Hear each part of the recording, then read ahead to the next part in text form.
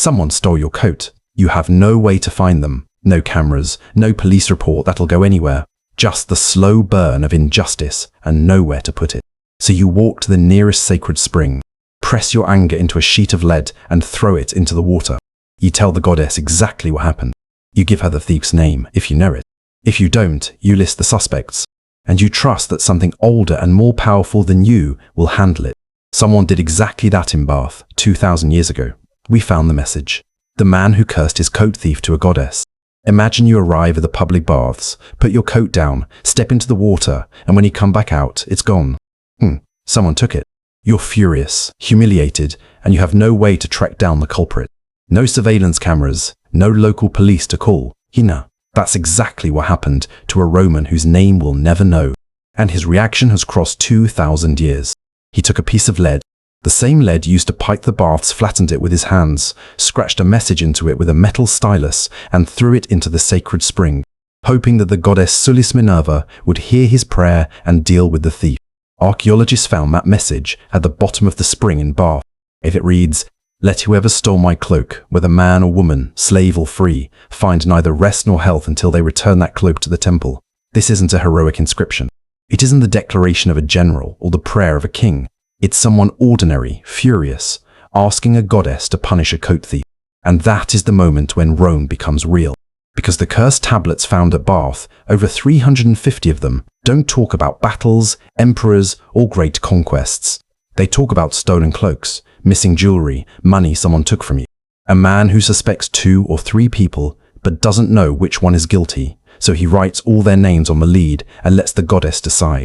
A woman who lost her rings and wants the thief to suffer. Ordinary rage. And that's precisely what makes these tablets extraordinary. The ritual was called a defixio, a binding curse. You took a sheet of lead, wrote the offender's name or a description of the crime, rolled or folded the sheet, sometimes pierced it with a nail to bind the curse, and threw it into the sacred spring. The hot, bubbling water was a direct channel to the goddess. Whatever you threw in, you were sending to the world of the gods. Lead wasn't chosen by accident. It was the metal of the dead, the metal of shadows. Heavy, grey, cold to the touch even in midsummer. The Romans associated lead with the underworld, with Pluto, with the forces operating beneath the surface of things.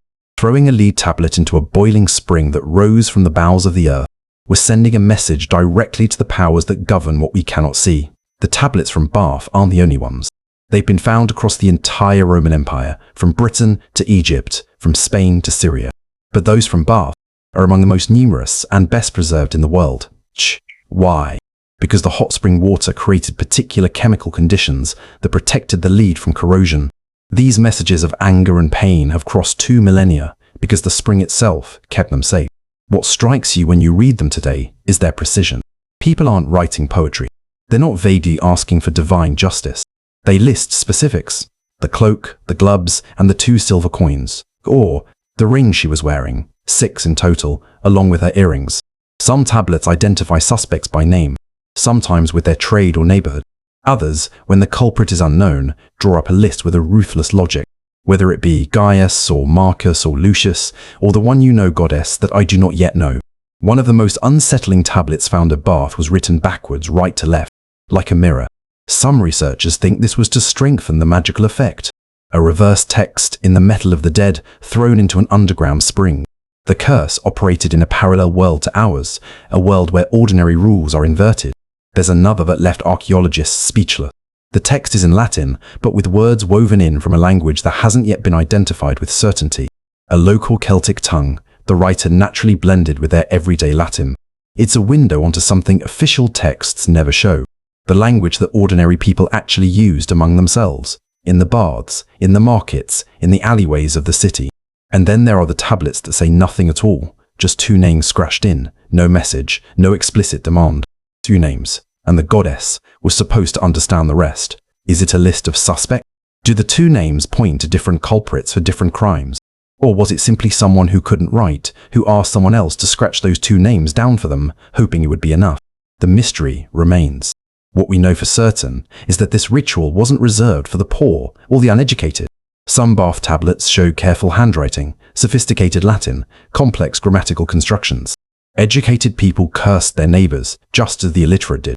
Rage at injustice has never been a matter of social class, and the lead came from the Mendip Hills, a few miles from Bath, the same deposit that supplied the pipework for the thermal complex. In other words, the material used to build the baths, pipes, reservoirs, lining for the Great Pool was also the material people turned into curses. What carried the water also carried the vengeance. Today, at the Roman Baths Museum in Bath, you can see some of these tablets under glass. The words are still legible. The anger is still there, carved into the metal, intact after 2,000 years. And if you look long enough, you realize that what you're reading doesn't come from another world. It's exactly what you'd feel if someone stole something from you today, the same helplessness, the same need for something, anything to set things right. The Romans just had a goddess for that. Water that fell 10,000 years ago. There's something most people don't know about the water at the Bath Spring. The water you see bubbling in the sacred spring at 46 degrees Celsius didn't fall as rain last week. It didn't fall last year or 100 years ago. The water rising today in this spring is rain that fell on the hills around Bath approximately 10,000 years ago. 10,000 years, roughly at the end of the last ice age. Those raindrops seeped through the surface, worked their way down through porous limestone, sometimes descending as deep as 4 kilometers, where the natural heat of the earth warmed them. And now they're rising back up under geological pressure through a crack in the rock, right here, at this exact spot. 240,000 gallons a day, every day. For millennia, the spring has never stopped. Not during the Roman wars, not during the collapse of the empire, not through the Middle Ages, not through the Industrial Revolution. It flows, it flows, it flows, it flows. For a Roman arriving in Bath in the 1st century AD, this spring had no rational explanation whatsoever. Hot water gushing from the ground naturally, without fire, without human intervention, in a country known for cold and rain. This wasn't a phenomenon. It was a miracle. The only explanation was that the gods lived here, and gods didn't just live anywhere. You had to be somewhere truly exceptional to justify such a divine manifestation. The Romans immediately understood that this spring was sacred, and they built around it one of the most sophisticated religious and thermal complexes in all of Roman Britain. But the spring existed long before the Romans. The Iron Age populations already knew it. Votive objects dating back several centuries before Rome were found around the spring, pins, brooches, offerings thrown into the water by hands that believed, too, that something greater than men lived there. What you don't see when you look at the spring today is the engineering that controls it. The Romans built a reservoir around the natural source, a lead-lined tank that collected the water before channeling it to the various pools of the complex. They created sophisticated drainage systems to prevent sediment buildup. They calculated flow rates, managed levels, built pipework running in several directions from this central point. That reservoir can still be seen today. The water is an intense emerald green, almost supernatural. But this color isn't Roman. It's an accidental creation of the Victorian era, when they opened up the roof of the complex and let sunlight in. It's the light that allowed algae to proliferate and gave the water its characteristic tint. In Roman times, the pool was under a roof, in subdued light, and the water was probably a reddish-brown from its high iron content. Because the water at Bath is loaded, it contains 43 different minerals: sodium, calcium, magnesium, silica, iron, among others. This mineral richness is precisely what earned it its healing reputation. The iron gives the water its rust-tinged color when it oxidizes in air. And this mineralized water, which the Romans also drank, had a taste that Charles Dickens described with unforgettable precision, like warm flat irons, not exactly a modern marketing pitch. Yet people came from across the empire to drink and bathe in it. Inscriptions found at Bath mention visitors from Gaul, the Iberian Peninsula, the Eastern Mediterranean. People who had traveled hundreds, sometimes thousands of miles to reach this spring, tucked away in the hills of southwest England. What drove them so far? The water's reputation. Stories traveling from city to city, from soldier to merchant, from family to family. Someone arrived with joint pain and left cured. Someone else had suffered skin problems for years and the water cleared them up. The Bath Spring was renowned across the empire as a place where broken bodies could be repaired. Did it actually work? The 43 minerals in the water have documented effects on certain skin conditions, certain rheumatic complaints, certain circulatory problems. The heat of the water, 46 degrees, dilates blood vessels, relaxes muscles, stimulates circulation. The hydrostatic pressure of immersion reduces swelling and helps venous return. This isn't magic, but it isn't nothing either. One question nobody has fully answered: Why exactly here? There is a precise geological fault beneath Bath, a fracture in the bedrock that allows the water to rise. That fault has been there for millions of years, long before humans, long before the Ice Age from which today's water originates. The Earth decided something, at one precise location, an unimaginable time ago, and humans built a civilization around that fact. 240,000 gallons a day, every day, without interruption. And tomorrow, the water rising will be rain falling on the Mendips today, in 10,000 years. The genius lost for 15 centuries, the hypocaust. There is something the Romans invented that we completely lost for 1500 years. Not the aqueduct, not concrete, not roads, central heating. The system was called the hypocaust from the Greek hypo, meaning below, and kaustos, meaning burnt. The idea was simple in principle and revolutionary in application. Circulate hot air beneath the floor and inside the walls of a building to heat it from within. Here's how it worked.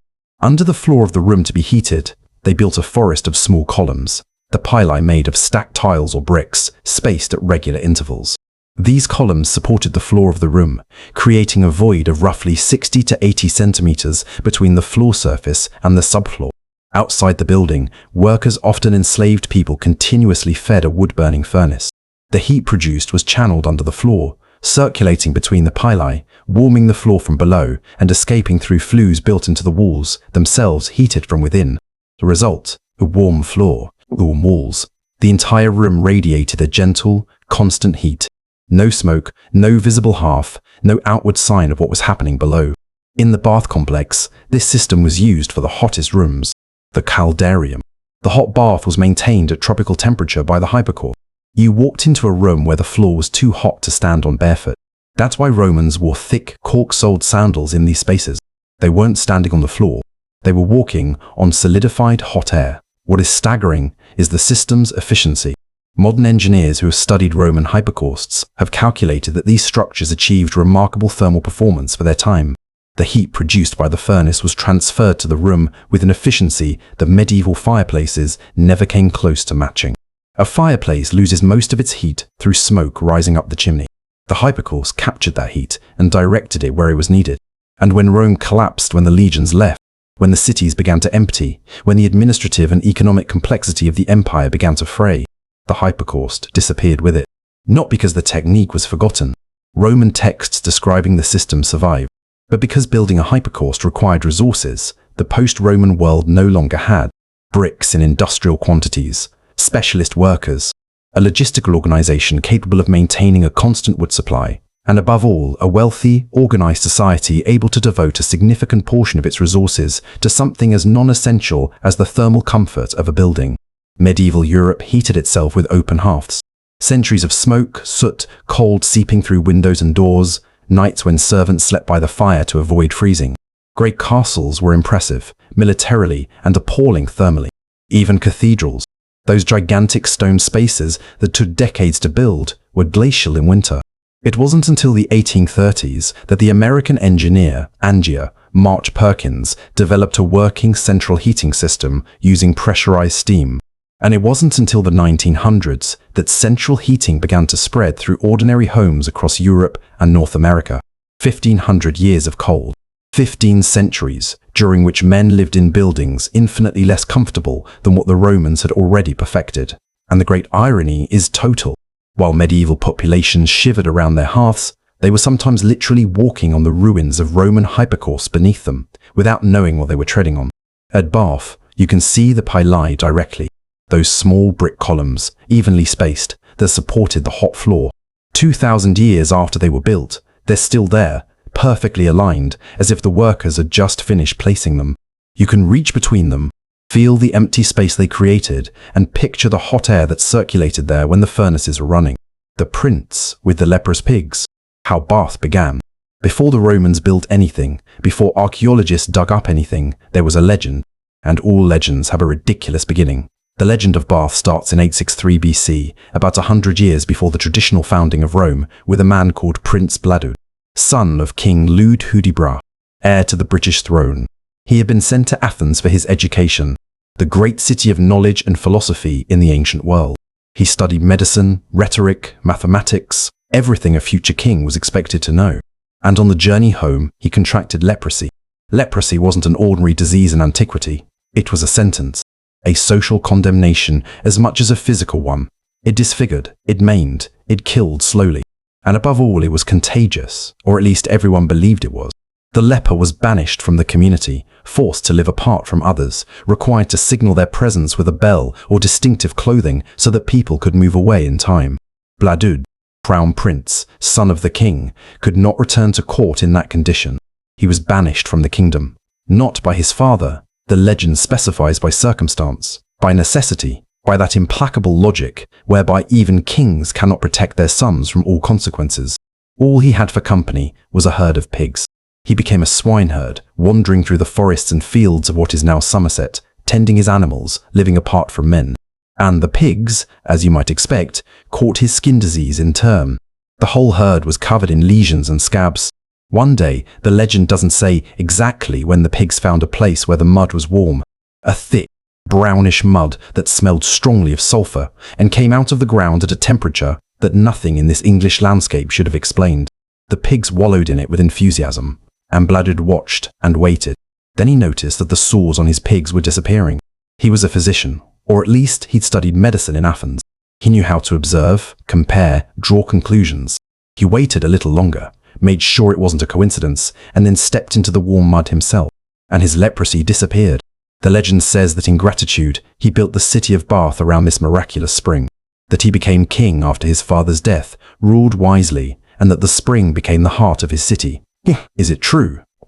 Not literally. Bladud is almost certainly a mythological figure, a founding character invented to explain the city's origins and lend it nobility, antiquity, legitimacy. Historians place him in the same category as Romulus for Rome or Brutus of Troy for Britain, those legendary ancestors the peoples invent to tell themselves a story about their beginnings. But the legend contains a kernel of truth. There really is a thermal spring at Bath. It really is naturally hot. Local populations knew it long before the Romans. Votive offerings dating back to the Iron Age have been found around the spring objects thrown into the water by hands that believed this water had power. The legend of Bladud is the narrative wrapping around a reality. This spring was considered sacred and healing long before the first Roman soldiers set foot in the region. Thules Minerva, when two religions decide not to fight, there's a fascinating moment in Roman religious history that happens at the same place every time, at the frontier. When Roman legions arrived in a new territory, they brought their gods with them. Jupiter, Mars, Minerva, Mercury, Venus. The Roman pantheon was vast, precise, codified. Each god had their attributes, their temples, their rituals, their festivals. Roman religion was a well-oiled machine. But conquered territories already had their own gods, and those local gods weren't going to disappear just because a foreign army had won a battle. Populations kept making offerings, kept praying, kept making gifts. Religion can't be conquered with legions. The Romans had understood this, and their solution was as pragmatic as their military genius. Interpretatio Romana, the Roman translation. The idea was simple. Instead of forcing populations to abandon their local gods, the Romans identified the local deity with the most similar Roman god and declared them to be the same divine being, just known by different names. At Bath, this process gave birth to one of the most elegant divine fusions in the entire empire.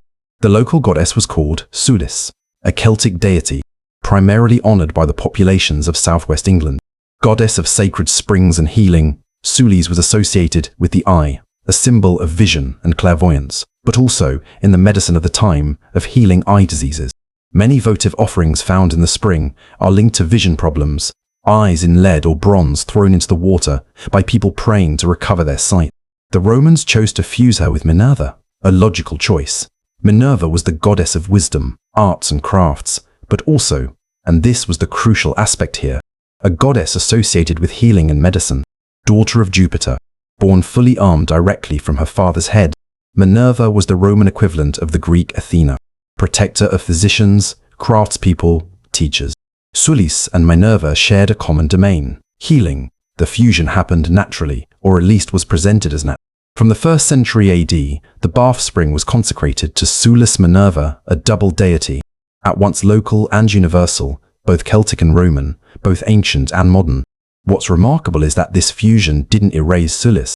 In most Roman divine mergers, the local god ended up absorbed by the Roman equivalent, losing their name, their specific attributes, their distinctiveness. Here, the opposite happened. The name of Sulis came first. Sulis Minerva, not Minerva Sulis. The local goddess retained her primacy in the double designation. The Romans acknowledged that this was her territory, her spring, her temple. The inscriptions found at Bath reflect this double identity. Some address Sulis alone, others Minerva alone. Others still, the composite goddess Sulis Minerva. Worshippers weren't forced to choose one aspect over another. The religion was flexible enough to accommodate all these levels of devotion. How the Romans turned mud into a palace. Building a thermal complex on a natural hot spring sounds simple enough. The Roman reality was an architectural complexity, an engineering effort that exceeds anything you can imagine without seeing the results. Around 70 AD, the Romans began construction at Bath, 27 years after the invasion of Britain. Time enough to stabilize the province, establish road networks, train local workers. The complex they built had two distinct and complementary parts. A temple dedicated to Sulis Minerva and the baths themselves, connected to the temple by circulation spaces and areas for devotion. The main challenge was the spring itself. 240,000 gallons of hot water flowing from the ground every day is a lot of water. Without active management, it's a swamp. With the right engineering, it's an extraordinary resource. The first step was to build a reservoir, a deep pool, lined with lead sheets carefully soldered together to create a watertight surface. This basin surrounded the natural spring and collected the water before it could flow freely into the landscape. From this central reservoir, the water was directed through a network of pipes to the various spaces of the thermal complex. Then the Romans built a drainage system. The main drain at Bath is one of the engineering marvels of the site. A stone vaulted tunnel wide enough for a man to stand upright in, running beneath the complex and opening into the River Avon about 400 meters away. This drain evacuated not just surplus water, but also the sediments that thermal water constantly deposits. Without it, the complex would have silted up and become unusable within a few decades. This drain continued functioning through the entire Roman period, then through the Middle Ages, then through the Tudor and Georgian eras. It functions today. 2,000 years of continuous use, without major reconstruction. It's one of the longest, continuously operating structures in Britain. The Great Pool, the centerpiece of the thermal complex, measured about 25 meters long by 12 meters wide. Its walls and floor were lined with 45 lead sheets, each several centimeters thick, soldered at tight joints to create a completely watertight basin. That amount of lead represents about 45 tons of metal extracted from the Mendip Hills, transported to Bath, smelted, rolled, placed by specialist workers. Above the Great Pool, the Romans built a barrel vault, a continuous concrete arch 20 meters high covering the entire space. Roman concrete, made from lime, volcanic ash and stone fragments, had properties that medieval builders took centuries to rediscover. It hardened in the presence of water, gained strength over time, and could be cast into complex shapes that traditional masonry didn't allow. This vault created inside the Great Pool a cathedral-like space, tall, lit by high windows, filled with steam rising from the hot water. Niches along the walls held stone benches where bathers could sit. For many Roman visitors, this may have been the largest building they had ever entered in their lives. A day at the baths. Seneca's noise. Seneca was a man who liked quiet.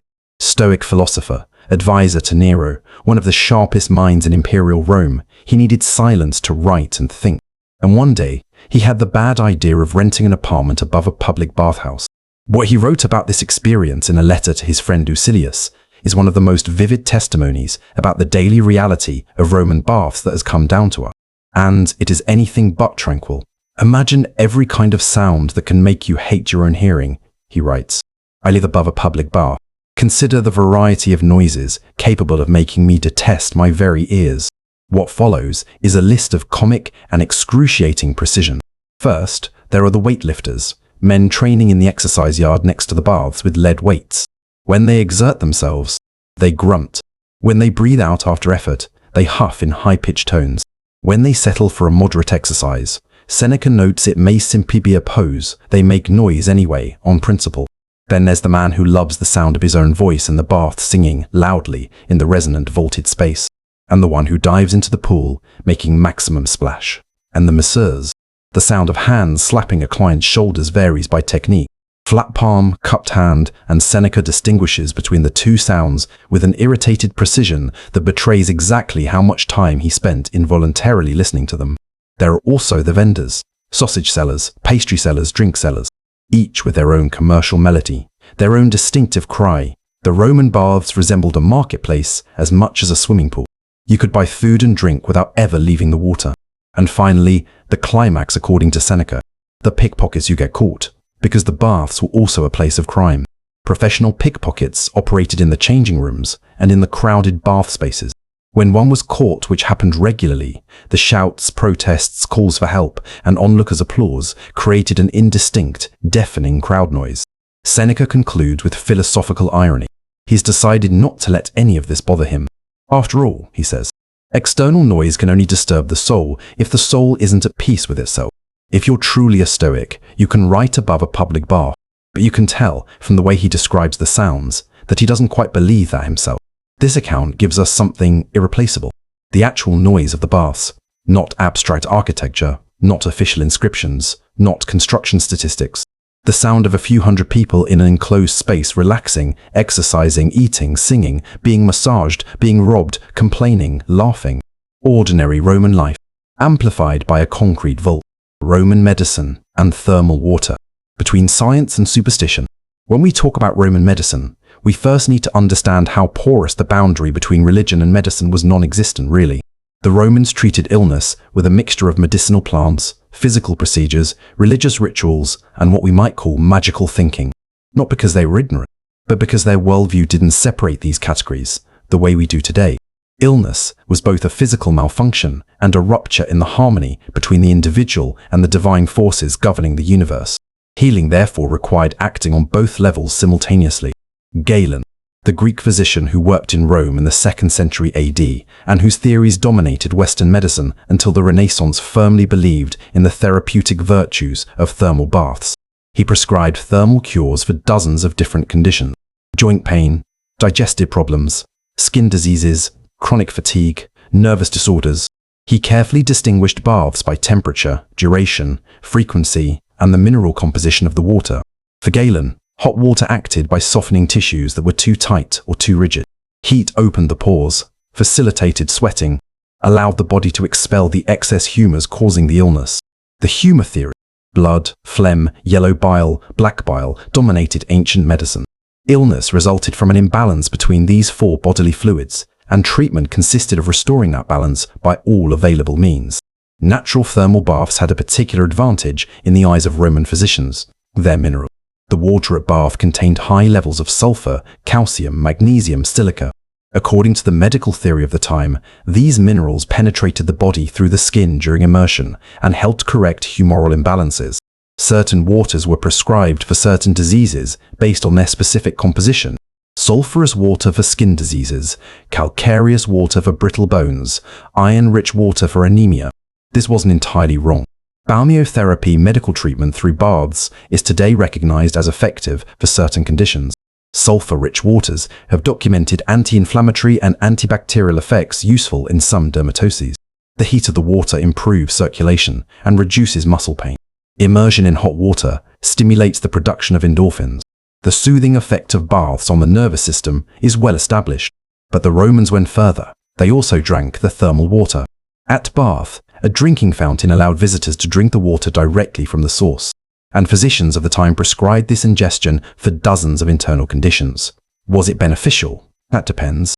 Bath water contains 43 minerals, and its calcium and magnesium content is high elements whose deficiency can indeed cause various symptoms. For someone coming from a region where water was mineral poor, drinking bath water could bring real benefit. But the water also contains arsenic at low but measurable concentrations, and Romans who drank it regularly during extended cures were probably absorbing a non-negligible amount of this slow poison. The irony is sharp.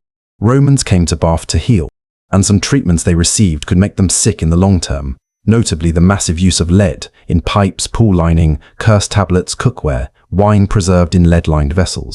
Lead poisoning was probably widespread in Roman society, and its effects, cognitive impairment, chronic fatigue, abdominal pain, irritability, were confused with other diseases and treated with other preparations that themselves contained lead. That is the fundamental paradox of Roman medicine at Bath, a place of healing built with and around poison, the face of stone that is not what it seems. When archaeologists cleared the pediment of the temple of Sulis Minerva, they found something that shouldn't be there. At the center of the sculpted pediment, at 15 meters height, was a face. A large circular face surrounded by intertwined snakes with wings above its ears, a heavy brow and a thick moustache.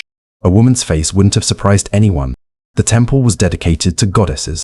Classical temple pediments often show deities or heroes. But this moustache, this massive, undeniably male moustache, has baffled archaeologists since the 19th century. The most immediate interpretation was, it's the Gorgon. In Greek mythology, Medusa was the most famous Gorgon, a monster with a petrifying gaze, killed by the hero Perseus with the help of Athena. And the Greek Athena was the same goddess as the Roman Minerva, to whom the temple was consecrated. Depicting the Gorgon that Minerva helped defeat had perfect narrative logic, except that Medusa was a woman, and this face has a moustache. Art historians have proposed dozens of explanations. One of the most convincing suggests this isn't Medusa at all, but a male water god, a genius loci, the spirit of the place, associated with the hot spring. Antiquity knew many river and spring gods depicted as bearded men with powerful features. Adbath, depicting the spirit of the spring on the pediment of the temple that dominated it, would have had profound meaning. Other researchers think it's a deliberate fusion between Medusa and a local water god, one of those hybrid syntheses that characterize all the art of Bath, a blend of classical Roman tradition and local Celtic iconography. The result would be a unique being, neither fully Greek nor fully local, created specifically for this temple in this city. What's fascinating is the overall composition of the pediment. The central face is supported by two winged victories, women standing on globes, holding the face medallion between them. Around it, oak leaf symbols of Jupiter's power form a wreath. In the lower corners, helmets shaped like dolphin heads, and lower right, almost hidden, a small owl, Minerva's bird above all others, symbol of wisdom and night vision. Every element carries meaning. The victories proclaim the goddess's triumph. The oak leaves connect the temple to the great Roman god. The dolphins associate the space with the sea and the waters. The owl reminds us who commands here. And at the center, that ambiguous face, gazing down on all who approach, neither quite threatening nor quite benevolent. The Bath Gorgon is today one of the museum's iconic objects. It's massive, carved in local limestone, and has that particular quality of seeming to change expression depending on the angle from which you look at it. The snakes in the beard ripple, as if breathing. No exact parallel for this face has ever been found anywhere in known Roman art. It's unique, designed specifically for this temple, by craftsmen working in a hybrid tradition, who produced something no other city in the empire ever replicated. The mistake nobody was supposed to see. There's something beneath the chin of the bronze head of Suli's Minerva that shouldn't be there. A rectangular notch, clean, deliberate, precise. A square missing from the metal. And if you look carefully, you can see this gap was once filled a small plate, inserted, adjusted, concealed beneath a layer of gilding. Except the plate fell out. Here's what happened, according to specialists. When the founders cast the bronze head probably in the 1st century AD, for the newly built temple, a bubble formed to the surface of the metal as it cooled. Bubbles are the founder's enemy. They create voids, irregularities, weak points. On a small ordinary piece, you can patch them discreetly. On the centerpiece of one of the most important temples in all of Roman Britain, representing the patron goddess of the site, it's a disaster. So the founder did what you do when faced with catastrophe. He managed. He neatly cut out the defective area, created a regular notch, made a metal plate to the exact dimensions of the notch, and inserted it. Then he applied the gilding over everything, 6 layers in total, the first 2 using a technique called fire gilding, an extremely sophisticated method using mercury amalgam, the 4 later layers applied as gold leaf. Result: the repair was invisible. The head was perfect in appearance, covered in brilliant gold, installed in the inner sanctuary of the temple where torchlight made the gilding dance. Pilgrims saw a radiant goddess. Nobody knew there was a plate under the chin. For almost 2,000 years. The head was rediscovered in 1727, buried in the soil. It had spent centuries there. The gilding corroded in places. The repair plate finally disintegrated or fallen out. And now the founder's error, which he had so carefully hidden, was visible to anyone who looked under the chin. A craftsman, 2,000 years ago, made a mistake on the most important commission of his life. He found a solution, executed it carefully, applied the gold on top, and got away with it. And 2 millennia later, the solution gave way, revealing the error. This anonymous founder, whose name is lost, of whom we know nothing except that he worked in the 1st century of our era somewhere in southwest England, is now exposed to the 1.3 million visitors who pass through the museum every year. Julius Vitalis, dead at 29, far from home. Among all the inscriptions found at Bath, one stands apart, not for its religious elaboration or its archaeological mystery, but for its plain brutality. Julius Vitalis, armourer of the 20th Legion Valeria Victrix, 9 years service, died aged 29, of the Belgic people, his funeral paid for by the Guild of Armourers. That's everything we know about him. 9 words in Latin for an entire life. Julius Vitalis was what the Romans called a faber armorum, a specialist in the making and repair of armour. Not a frontline soldier, but a military craftsman, one of those technicians without whom a legion couldn't function. Helmets got dented in battle. Chainmail tore. Shields took blows that split them. People were needed to fix all that, quickly and efficiently, while the campaign continued. He belonged to the 20th Legion, nicknamed Valeria Victrix, the Valerian Victorious, one of 4 legions stationed in Britain during the Roman period, responsible in part for the northern region and for maintaining order in the conquered provinces. Vitalis was Belgic, a member of a tribe called the Belgae, who occupied both southern Britain and northern Gaul, modern Belgium. He wasn't a Roman from Rome. He was a man from a local tribe that had been absorbed into the Roman army, like thousands of others in the provinces, serving a power that wasn't really his, in a country that wasn't really his either. He arrived at Aquae Bath with the troops who built the baths and temple there, probably in the second half of the 1st century, and he died there at 29, after 9 years of service. 29 years old. 9 years of service means he joined the Legion at 20, the minimum enlistment age. He had spent his entire short adult life making and repairing armour for soldiers who went to fight in his place. And at 29, something killed him. Disease, accident, injury, we don't know. The inscription doesn't say. What's remarkable is the end of the inscription. His funeral paid for by the Guild of Armourers. Vitalis belonged to a collegium, a professional guild grouping the specialist craftsmen of a legion. These guilds functioned like mutual aid societies. Members paid regular dues, and when a member died, the common fund financed a decent funeral and burial. Without this, a soldier who died far from family risked an indigent burial or even abandonment of the body. Today, nearly 2,000 years later, Julius Vitalis is still here. Not as a hero, not as a general, not as a statesman, as a young craftsman who died too young, far from home, whose workmates paid for his burial. And that is perhaps the real story of Bath. Not the gods or the emperors or the grand construction, but the ordinary people who lived there, died there, and took care of each other as best they could. Lead. When poison becomes civilization. There's an etymology children love, and nobody forgets once they've heard it. The word plumber comes from the Latin plumbum. Plumbum is the Latin word for lead, and lead is chemical element number 82 on the periodic table, whose symbol is Pb, also from Latin plumbum. Roman plumbers worked with lead. Their successors in every language descended from Latin kept the name of the metal they handled. This linguistic detail reveals something essential. Roman civilization is literally soaked in lead. Lead pipes, lead reservoirs, lead plates, lead cooking pots, wine stored in amphorae whose interiors were coated with lead to prevent acidification, lead sugar, lead acetate added directly to wine to sweeten and preserve it, lead cosmetics, lead paints, lead toys. At Bath, lead was everywhere.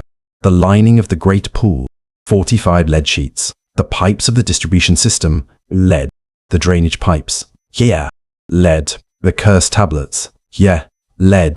The connection points between pipe sections, molten lead poured directly in place. All this lead came from the Mendips, the hills bordering the Bath Plain to the south. These hills housed galena deposits, lead ore known and exploited since the Bronze Age. The Romans industrialized this extraction from the first decades of their occupation of Britain. The paradox is dizzying. The metal that allowed the Romans to build the infrastructure of their civilization, aqueducts, baths, heating systems, drinking water reservoirs, was also slowly poisoning them. Lead poisoning Satanism affects the central nervous system, reduces cognitive capacity, causes memory disorders, irritability, abdominal pain, deep fatigue. At the concentrations Romans were exposed to daily, the effects must have been measurable. Some historians have advanced the hypothesis, controversial but serious, that widespread lead poisoning in the upper classes of Roman society, the most exposed to lead, sweetened wine and lead cookware, may have contributed to the political instability of the empire in its final centuries. Emperors making erratic decisions, elites whose judgments sometimes seem to defy logic lead, may have played its role in what historians have long attributed to simple corruption or decadence. Yet not all effects have led on negative at Roman exposure level. The truth is more nuanced than the romantic narrative of a civilization poisoned by its own genius. Lead allowed the Romans to build infrastructure that nothing else of the time could build as effectively. That infrastructure improved the lives of millions. Running water, heated baths, functioning drains, prevention of epidemics linked to stagnant water. But it's also a lesson in how civilizations can build their greatness on foundations that slowly undermine them without knowing it, without any way of knowing it with the tools of their time. The fall of Rome and the silence of Bath. For centuries, the baths of Bath were the heart of the city. The water flowed. The temples smoked with incense. Craftsmen carved their prayers into lead. Pilgrims arrived from across the empire. And then it began to stop, not all at once. Empires don't die like people in a single breath at one precise moment. They withdraw, fragment, lose their coherence from within before fading from without. Roman Britain lived this process slowly, in the uncertainty of those who experience it without understanding what is happening to them. In 383 AD, the general Magnus Maximus withdrew the legions from Britain to fight on the continent in a civil war against the legitimate emperor. In 407, the usurper Constantine III repeated the operation, taking the remaining troops with him. In 410, the Emperor Honorius, responding to a request for military aid from the British cities against Saxon invasions, effectively told them they were on their own. This is the conventional date for the end of Roman Britain. But Bath didn't collapse in 410. Inhabitants continued to live there, to use the springs, to maintain the structures as best they could. The Welsh monk Nennius, in the 9th century, still mentions the thermal springs of Bath in his writings. He describes baths surrounded by brick walls, accessible to all, where the water is hot or cold according to the bather's preference. But maintenance deteriorated.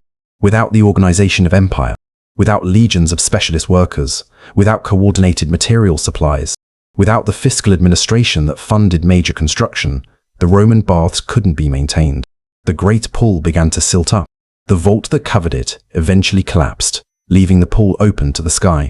The lead pipes worked loose, corroded, ceased to channel water effectively. And in 391, something decisive had occurred, well before the military collapse. The Emperor Theodosius had ordered the closure of all pagan temples in the empire.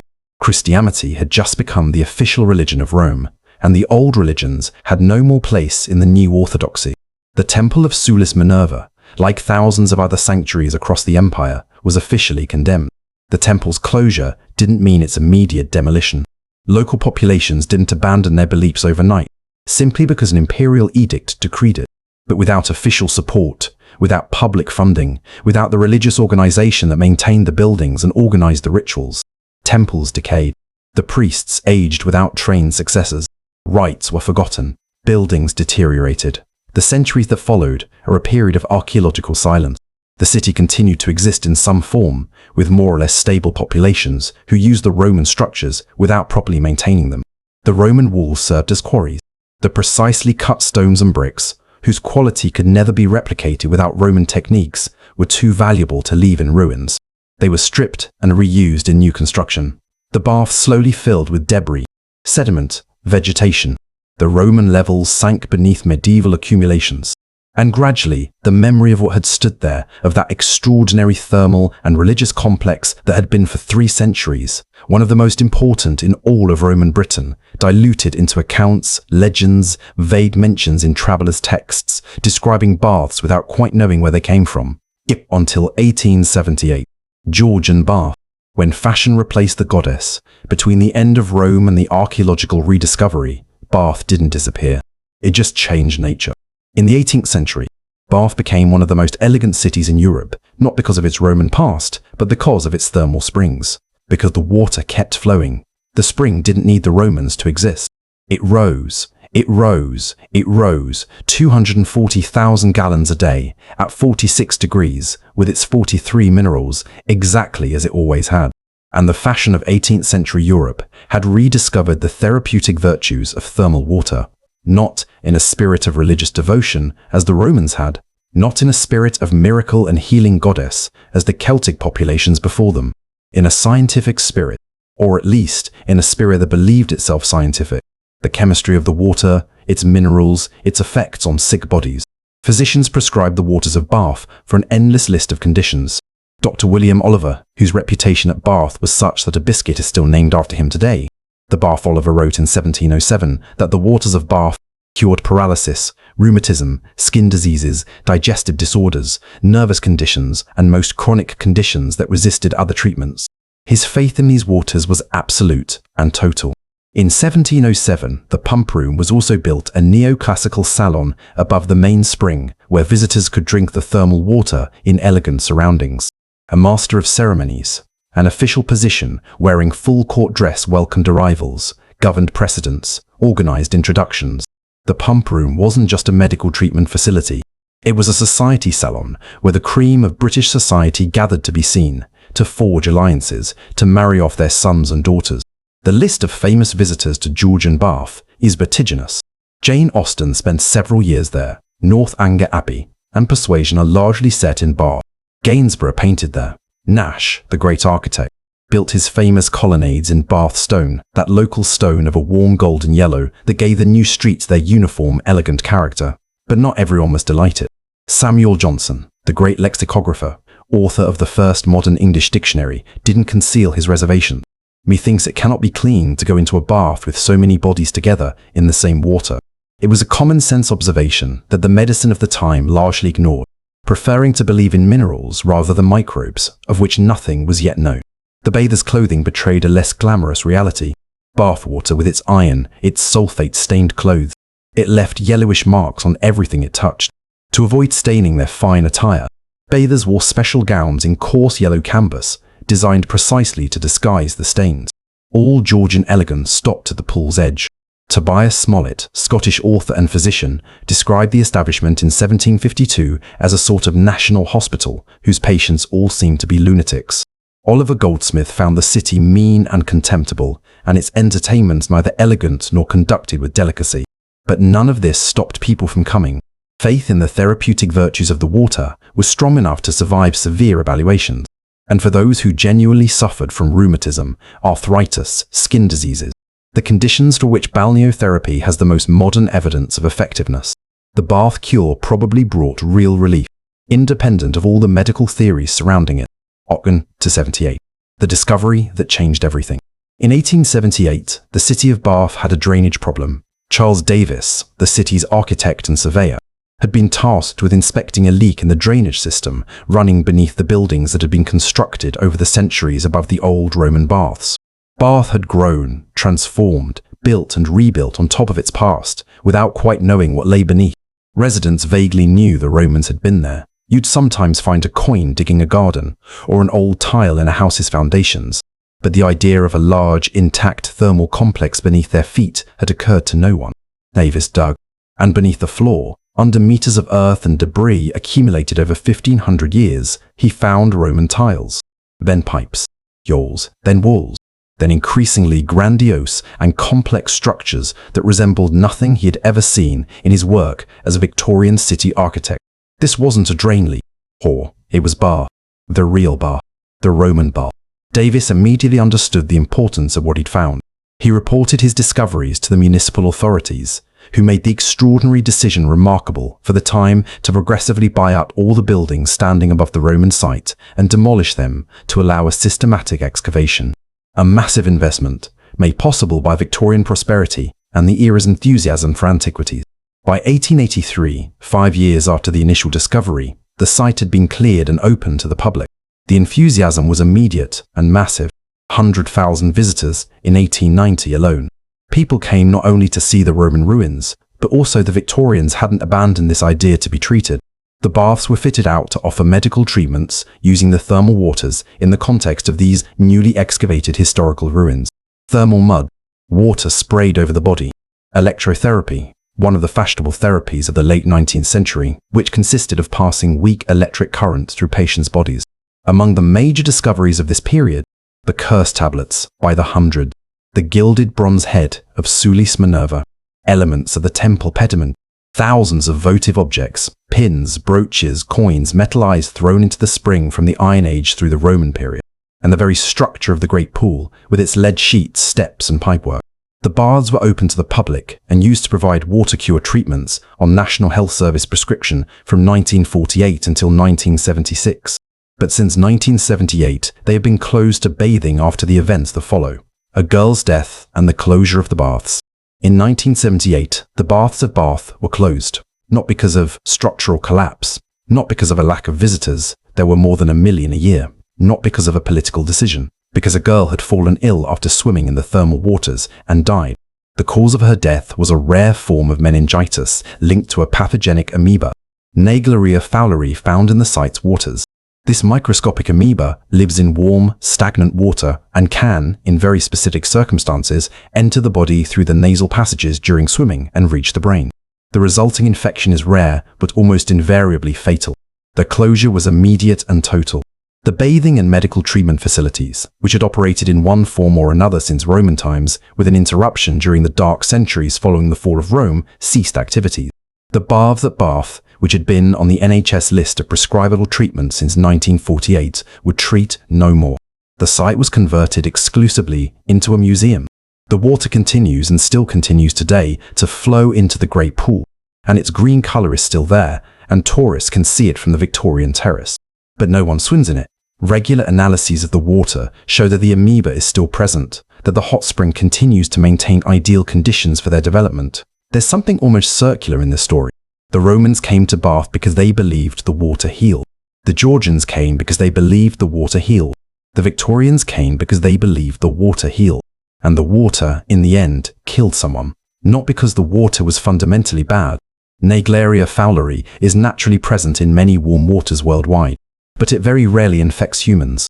It requires specific exposure conditions. The death of this girl was a statistically rare tragedy, an extremely low probability for any given individual. But the authorities' response was understandable and probably wise. When you cannot guarantee safety, you close. A modern spa, Thermae Bath Spa, opened a few hundred meters from the Roman site in 2006. It also uses thermal water from the same natural springs, filtered, treated, made medically safe, and offers outdoor rooftop pools where you can bathe while looking out over the rooftops of Bath and the hills that surround it. People keep coming to Bath for the water. The spring still flows. The story isn't over. Does it actually work? The modern science of thermal baths.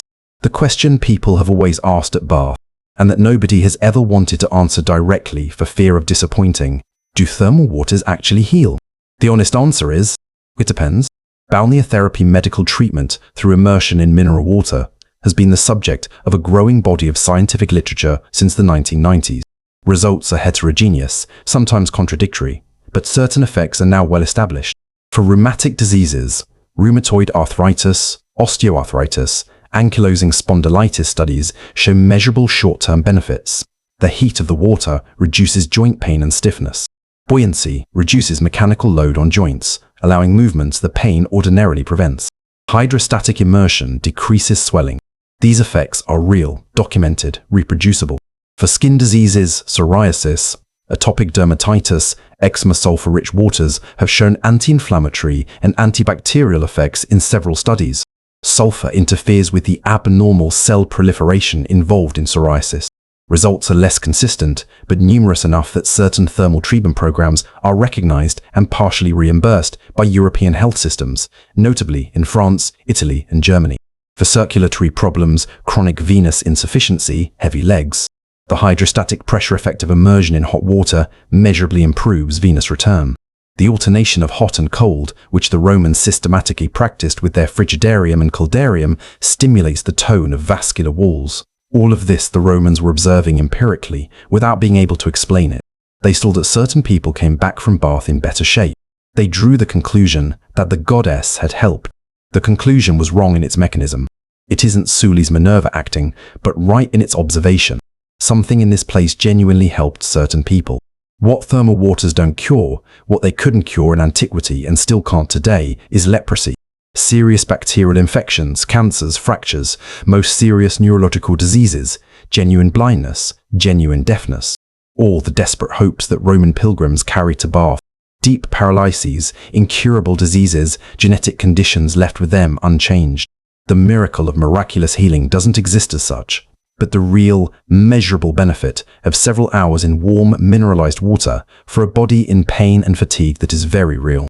And the Romans, who had neither aspirin nor anti-inflammatories nor modern physiotherapy, had found one of the best physical therapies available in their world. The difference between miraculous healing and real relief is immense. But for someone who has been suffering for years, real relief is already a great deal. Roman baths across the empire. Bath was not unique. It was exceptional, but not unique. Wherever the Romans found a natural thermal spring, they built. It's a constant of their civilization. If nature offered something extraordinary, the Romans framed it, amplified it, codified it, turned it into an institution. Baths weren't a luxury reserved for Rome or a few major cities. They were standard infrastructure of Roman life, present in cities of every size, in military camps, in agricultural villas. At Aquae Arnamitii, what we now call Buxton in Derbyshire, in the heart of England, the Romans established another thermal site on naturally warm springs at about 27 degrees Celsius. Less spectacular than Bath, but functional. Traces of Roman pools have been found beneath the famous Crescent Hotel in Buxton, built in the 18th century by the Duke of Devonshire, who had no idea he was constructing his walls on nearly 2,000-year-old Roman foundations. At Aix-la-Chapelle Aachen in German, from the Latin Aquae Grani, the waters of Granus hot springs attracted first the Romans, then Charlemagne, who made it his capital. Thermal baths functioned there through the Middle Ages. Granus was a Gallic deity of springs, associated with Apollo by the Romans, in a fusion similar to that of Sulis and Minerva at Bath. At Vichy, whose name probably comes from the Latin Vicus Calidus, the hot settlement Roman baths exploited springs known since at least the 1st century BC. The medical reputation of Vichy runs through all of French history, up to the 20th century regime that bore its name, whose capital was located there precisely because the city was accustomed to receiving convalescents and those seeking treatment. In Germany, Baden-Baden Aquae Aureliae for the Romans carries the trace of its thermal past even in its name. Baden, in German, means to bathe, a place so linked to bathing that its name says so twice. In Hungary, Budapest Quincum in Latin sat on the road running alongside the Danube, the empire's eastern frontier. The legions guarding this frontier had their baths. Some of these baths are still partially standing, integrated into the modern urban fabric of Budapest, where the thermal tradition survives and thrives. Budapest today has more active thermal springs than any other European capital. In Turkey, at Pamukkale Hierapolis for the Romans, the thermal springs created formations of supernatural beauty, white terraced cascades descending the hillside, each forming a natural pool of turquoise water heated by geothermal activity. The Romans built a thermal complex there and a necropolis. People came to heal their bodies and, if healing failed, died there surrounded by care and hot water. What is common to all these sites is the ambition. The Romans didn't build modest baths. Wherever they built one, they built it large, glassed, high-ceilinged, ornamented, as if architectural excess was itself therapeutic, as if entering an extraordinarily large and beautiful space was already in itself a form of healing, a reminder that the world can be vast and generous, that bodily pain is not everything, that something greater than daily suffering exists. The living legacy of Roman baths. 2,000 years after the first Roman masons began digging around the bath spring, thermal baths are everywhere. Not in this exact form. Nobody is building temples to Sulis Minerva or raising sacrificial altars anymore. But the fundamental idea the Romans codified and spread across their empire, that natural thermal water, in the right setting, benefits human bodies and minds. This idea is alive and even expanding. Modern thermalism is an industry worth several billion euros in Europe.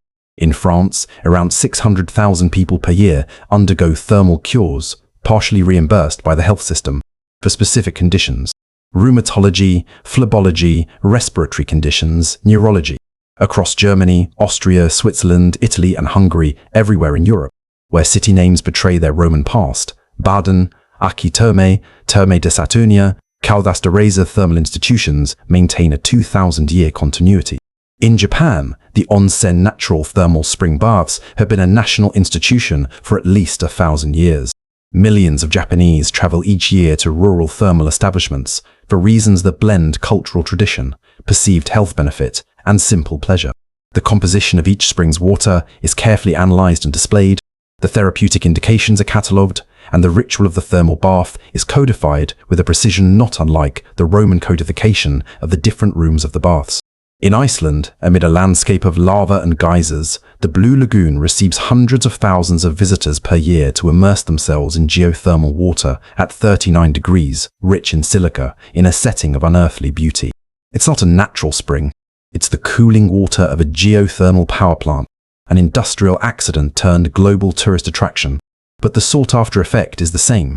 The Romans sought bath, a body warmed and weighted by mineral-rich water, rested by buoyancy, soothed by heat.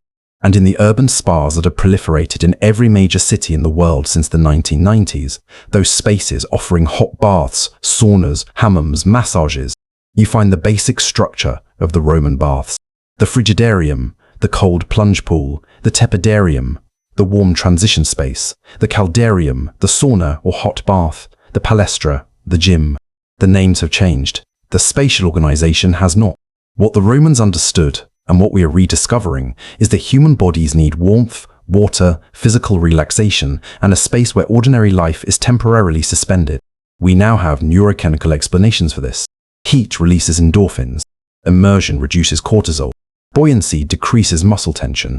The break from the everyday environment allows the autonomic nervous system to regulate itself. The Romans didn't have these explanations. They had a goddess, and they were right about the essential, something happens in hot water that is good for humans. All their complex theology, their extraordinary engineering, their elaborate rituals were in service of a simple truth. A man or woman who enters a hot bath comes out different. Sulis Minerva may not exist, but the spring still flows. The woman with the impossible hairstyle. Among the objects found at Bath, there is a sculpture that speaks neither of goddesses, nor of curses, nor of Roman genius.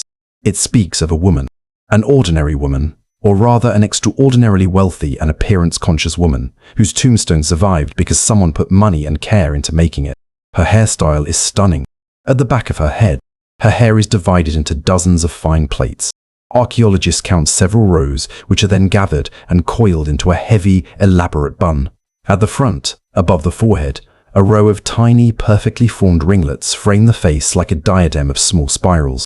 Between the two, an architectural feat of hairdressing that exceeds what you could accomplish alone in front of a mirror, even today with all modern tools. This hairstyle wasn't accidental. It was a carefully coded social statement. In 1st century Rome, a woman's hairstyle was an immediate, visible sign of her status, wealth, and respectability. Empresses set the tone in their official portraits, disseminated on coins and sculptures across the entire empire, showed increasingly elaborate hairstyles that upper-class women worked to imitate. A skilled hairdresser, always a specialist enslaved person, the tonsor or tonsтрix was a luxury as sought after as a talented cook. The hairstyle shown in this bath sculpture corresponds to the fashions of the late 1st century. The reigns of Domitian or Trajan perhaps. It resembles the hairstyles of the emperor's portraits of that period, those gravity-defying towers of hair requiring hours of work. And hours of work means enslaved people dedicated solely to this task. It means wealth. But this woman was in Bath, not in Rome, not in Lyon, not in a great metropolis of the empire. She was in a provincial city in southwest England, in a country that many Romans considered the edge of the world. And yet she followed the fashion of the capital with a precision that even 21st century archaeologists can date with confidence. That is the true face of Roman globalization. Not just the roads, the legions, the aqueducts, fashion. The idea that what was beautiful in Rome should be beautiful everywhere. That the wife of a notable in Bath should wear her hair like the empress of a city several weeks' journey away, on often dangerous roads and unpredictable seas. Information traveled quickly in the Roman world, not as fast as today, obviously, but with remarkable consistency for an era without mass media. Merchants carried goods and news. Soldiers moving between provinces brought habits and fashions with them. Mosaics, paintings, sculptures reproduced the iconographic models of the capital in the most remote provinces. And this woman of Bath, whose name we don't know, who lived in this thermal city deep in her province, had either followed fashion to the letter or simply adopted this hairstyle as naturally, her own as yours, is yours today. Horospex. Reading the future in entrails. There was a man in Bath whose job it was to examine the intestines of freshly sacrificed animals to read the will of the gods. His name was Lucius Marcius Memor. We know this because a stone was found at Bath bearing his name and title, Haruspex. And Memor is not just the only known Haruspex at Bath. He is the only known Haruspex in all of Roman Britain. In other words, in a province that was Roman for almost 4 centuries, We have evidence of only one practitioner of this discipline. What makes this even more interesting is the inscription itself. It was symmetrical in its original design. The letters HAR placed at the center, abbreviation for Haruspex, flanked by other information on either side. An elegant, carefully balanced composition.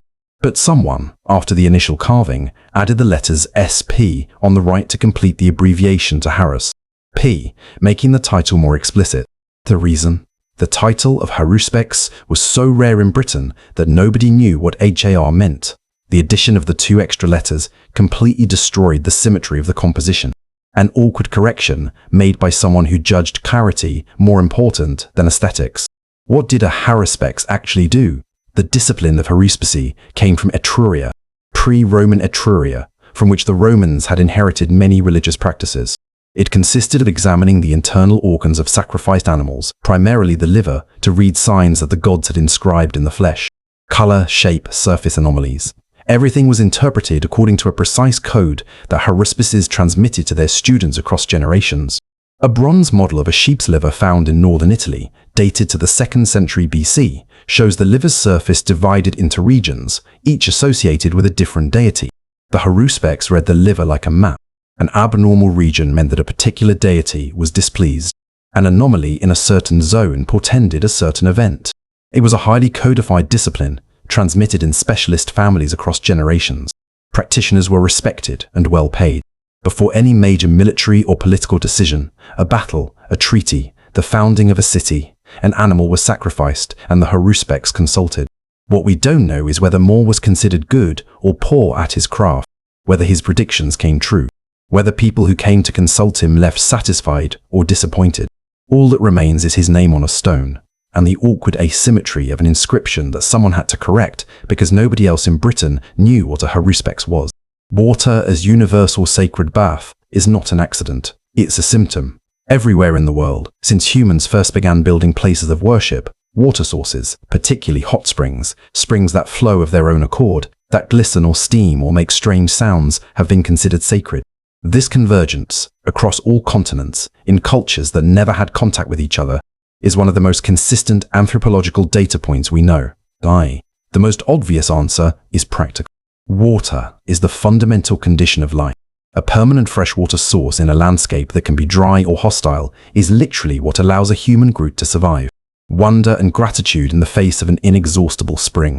One that never stops flowing, that sustains the community generation after generation, naturally translates into religious devotion. We pray to what we absolutely depend upon. But hot springs add an additional dimension. A hot spring in a cold country is visible magic. Water comes from the ground at a temperature the ground itself shouldn't have. It steams in winter air. It creates warmth without fire. For a pre-scientific human mind, which means, practically, any human mind before roughly the 18th century, the most economical and logical explanation is that something living, conscious, intentional lies at the origin of this phenomenon. And if something conscious is heating the water from within the earth, perhaps it can also hear prayers, heal bodies, punish thieves.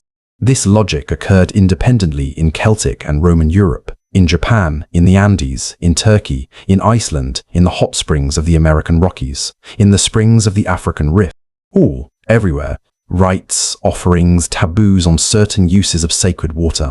In Japanese Shinto tradition, certain thermal springs have their own kami divine spirit that must be respected and appeased. Offerings are left at the entrance to onsen. Some springs are strictly reserved for ritual use. The rules of behavior in and around Japanese thermal springs evoke the Roman rules around the bath spring with striking similarity. In New Zealand, the Maori attach great spiritual importance to the geothermal springs of the Rotorua region. These springs, called Waiariki, belong to Riamoko, the god of earthquakes and geothermal activity. You don't bathe in the most sacred. You don't approach without permission from the guardians. And the springs have names, not numbers, not GPS coordinates, names. Because what has a name is alive. What connects all these practices is a fundamental conviction. Water that comes from the earth carries something, communicates something, offers something, and those who know how to approach it correctly can receive something in return. This conviction hasn't disappeared with modern science. It has transformed. Today, people who go to luxury spas aren't praying to a goddess as they immerse themselves, but they're seeking something similar, a moment outside ordinary time, contact with something that calms and restores, a space where the body becomes the central concern and other preoccupations temporarily fade. We've replaced the goddess with interior design and essential oils.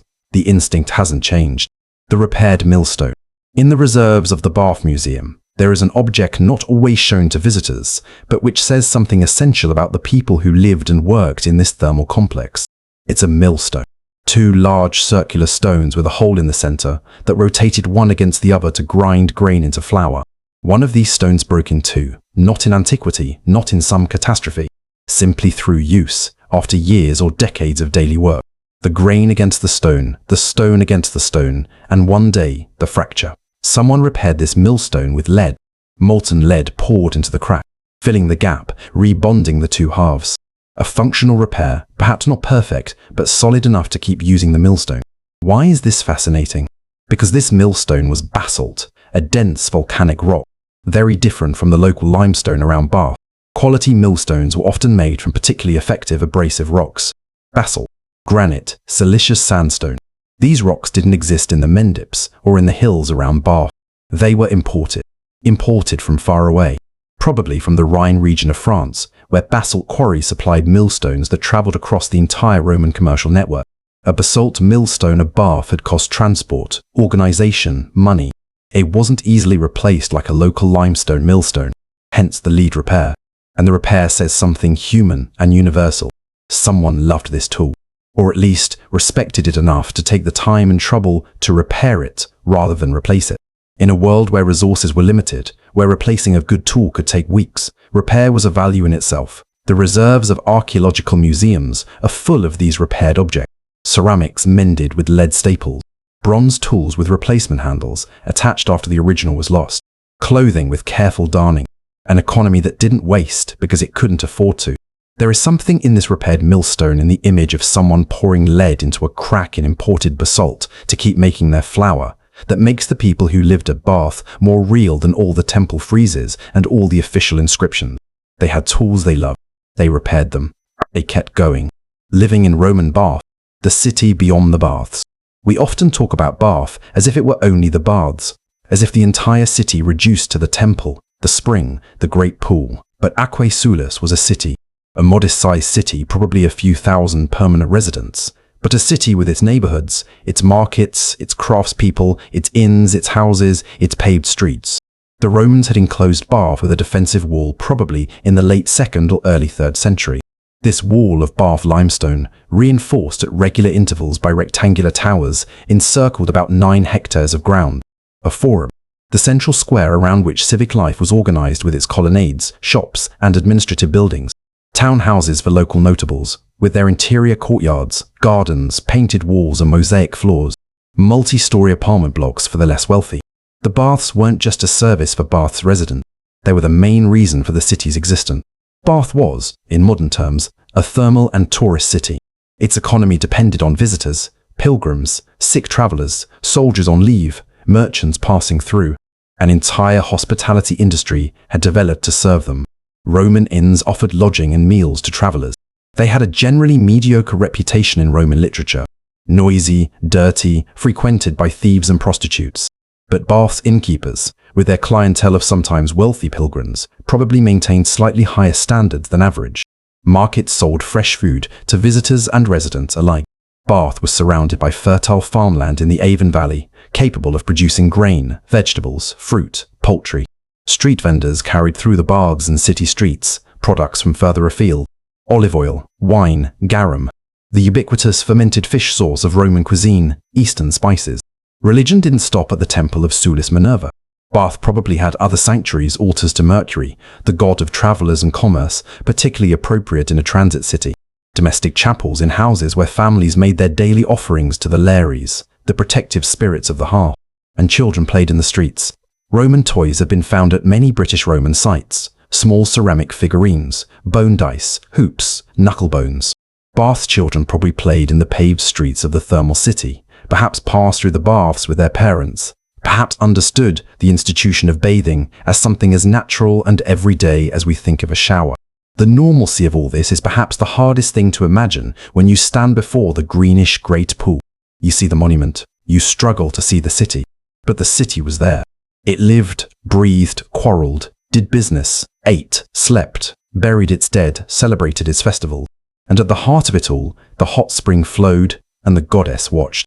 The great archaeological discoveries of Bath. When archaeologists began systematically excavating Bath, they discovered that the city's soil was an extraordinary archive. The problem and the advantage of Bath for archaeology is the same thing. The modern city is directly above the Roman city. Every time someone digs for a pipe, for building foundations, for an underground car park, they cross layers of history. And every time, discoveries are possible. Among the most remarkable finds beyond the temple and baths, a bronze head of Mercury found during earthworks in the 18th century, mosaic floors in private houses, some of remarkable quality, with depictions of marine deities and mythological creatures, votive inscriptions on roof tiles before firing a worker who carved their name or prayer into soft clay before the tile went into the kiln, knowing the inscription would become permanent in the material. The Defictiones, the curse tablets, came out of the spring gradually, through successive excavations, sometimes in difficult conditions. The hot mineral water had created a protective coating of calcium deposits around them, but cleaning them, unrolling them without breaking them, reading them without destroying the inscription. It was painstaking work requiring patience and technique. The intaglios, those tiny carved gemstones that served as personal seals in ancient Rome, are particularly moving among Bath's discoveries. Each intaglio was unique, made for a specific individual, bearing their personal symbol or portrait in negative. You press the intaglio into wax to close and authenticate a letter or document. These intimate objects, personal signatures, in a sense, were offered to the goddess, thrown into her spring, addressed to her power. This gesture, throwing into the water something essential to your identity, something that belongs to you in a unique and precious way, is perhaps the most beautiful summary of what people did at Bath. They gave the goddess the thing that defined them most, their seal, their signature, their most personal possession, in exchange for healing, justice, protection. Thousands of years later, we throw coins into fountains and make wishes. The gesture hasn't changed a centimeter. Only the name of the goddess has disappeared. The language of Romans at Bath, between official Latin and local speech. One of the most surprising things emerging from the study of Bath's inscriptions is the linguistic diversity they reveal. Latin was the empire's official language. Monumental inscriptions, temple dedications, soldiers' epitaphs, official texts were in Latin. But beneath this surface of official Latin, other languages existed and mingled. Brythonic, the Celtic language spoken by Britain's populations before and during the Roman period, didn't disappear with Romanization. It survived. You can see its traces in the proper names on the curse tablet. Brythonic names woven with Latin names and others that resemble neither. The people throwing tablets into the spring sometimes had Celtic names. The thieves they were cursing sometimes had names that seemed to belong to yet other languages. One of Bath's most studied tablets has been analysed by linguists who identified words that aren't Latin and don't appear to be standard Brythonic. It could be Old Brythonic in a dialectal form, or a blend of Latin and local vernacular, so thoroughly integrated that the boundaries between the two languages are no longer visible even to the speakers themselves. This is exactly what you observe in all situations of prolonged language contact. The dominant language, Latin, and the subordinate language, Brythonic, don't remain separate. They interpenetrate. Words are borrowed, structures adopted, new ways of speaking emerge. People switch between languages in the same sentence, depending on context, interlocutor, subject. This mixed linguistic reality is invisible in official Roman texts. Roman historians wrote in classical Latin, with no traces of the hybrid vernacular of ordinary populations. But the Bath tablets, those private, intimate documents, written not to impress but to convince a goddess, let something truer filter through about how people actually spoke. And there were yet more languages. Bath was a transit city, populated by visitors from across the empire, a Gallic soldier between postings, an Iberian merchant in transit, an enslaved person of Syrian origin in the service of a local notable. Each brought their language, their ways of speaking, their linguistic habits. The common space of the thermal complex must have resembled an ordered battle, with people managing in market Latin and their native tongues combined. That Latin functional, pragmatic, simplified for cross-national communication is what linguists call vulgar Latin. It's what evolved, after Rome's collapse, into the modern Romance languages. French, Spanish, Portuguese, Italian, Romanian. These languages don't descend from Cicero's Latin. They descend from the Latin spoken in markets, baths, inns, and military camps across the empire. the Latin of Bath, between a Belgic armourer and a Horospex awkwardly correcting his inscription. Women at Bath, a relative freedom. There is something particular about Bath that texts and inscriptions allow us to observe with relative clarity. The presence of women, both as pilgrims, as devotees, and as agents of their own religious destinies. In official, patriarchal Rome, women didn't have the same civic rights as men. They couldn't vote, plead in court in their own name, or hold magistracies. Their legal life passed through a male guardian father, husband, brother. Roman law was built around the idea that women needed to be represented by a man in all serious matters. And yet, the curse tablets from Bath show women acting autonomously and directly. Women who have lost personal property and address the goddess themselves without male intermediary. Women whose inscriptions use the first person with an assurance that leaves no room for mediation. I, Ursula, entrust to the goddess Sulis Minerva the theft of my rings, 6 in number. This isn't a hidden feminist revolution in Bath's archaeological archive, but it is an observation about how religious spaces could function differently from legal and civic spaces. Before a goddess, and especially before a female goddess, associated with healing and justice, women had a direct voice. They didn't need a guardian to launch a curse or deposit an offering. The goddess heard everyone equally. This relative equality in sacred space isn't unique to Bath. It can be observed in other religious contexts of antiquity, in the mysteries of Isis, in certain Bacchic cults, in the rites of certain female deities. Spaces where female goddesses presided seemed often more open to women than civic and legal spaces were. The votive inscriptions at Bath include dedications from women to Sulis Minerva for healings received, for protections granted, for fulfilled vows. Some of these women appear to have travelled alone to Bath, or at least their inscription mentions no male companion. They came, they prayed, they made their offerings, they left, with or without healing, with or without justice for their ring thief. What Bath tells us about ourselves. There is a moment in almost every visit to the Roman baths at Bath where something happens in the visitor's mind. A moment of recognition, not intellectual recognition. I now know who Sulis Minerva was, but something more visceral. The recognition that you're looking at people who were exactly like us beneath a veneer of cultural difference. The woman who threw her curse tablet because someone stole her rings. The armourer who died at 29, far from family. The craftsman who hid his mistake under gold. The unknown who repaired his basalt millstone with lead because he cared about it. These people aren't historical abstractions. They're neighbours that time has placed too far away to visit. This is what Bath does better than almost any other archaeological site. The great ruins of Rome or Athens overwhelm. They show power, grandeur, outsized ambition. Bath shows all that too, the 20-metre vault, the hypercaust engineering, the mastered spring. But Bath also shows the small people inside that grandeur. Ordinary people with their ordinary rages and ordinary hopes and broken tools they repaired because they couldn't afford new ones. And this juxtaposition, the grand and the everyday, the divine and the quotidian, the temple and the curse tablet for a stolen coat, is perhaps the deepest lesson Bath can teach us about what Roman civilization actually was. Not an abstract empire of statues and battles, an accumulation of individual lives, each with its own preoccupations, its own pain, its own gods, its own ways of asking for help. We visit Bath as 21st century tourists, with our phones, our audio guides, our entrance tickets, and we watch the hot spring flow, exactly as it flowed for Roman pilgrims in the 1st century, exactly as it flowed for Iron Age Celts, exactly as it flowed for Prince Bladud's pigs, if the legend says anything true about the origins of this place. The spring knows nothing of all this. It doesn't know it's famous. It comes out to the ground because that's what it has done for 10,000 years. It heats the water because the earth heats from within and has done so for far longer still. And we keep coming because something in hot water rising from the earth, in the mystery of what nature does without asking our permission, still moves us, even without a goddess, even without a temple, even without believing in anything. The water is there, and we are there. And, for a moment, that's enough. The night at the baths. What nobody saw.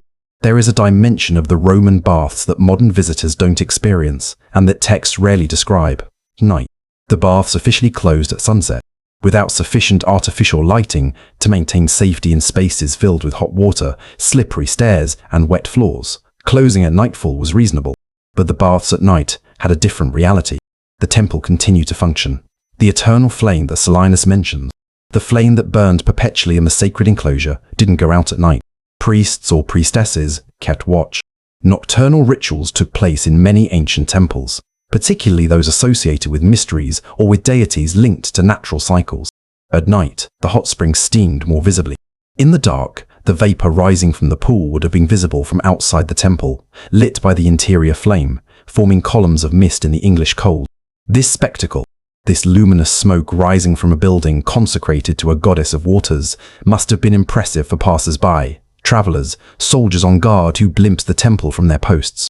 And the spring itself, in the darkness of the reservoir, without artificial light, under only moonlight or starlight entering through openings in the roof, must have had an almost living presence. The hot water moved gently, constantly fed from the depths. Its surface reflected light. Its minerals left reddish deposits on the pool's edges. Steam rose in silence.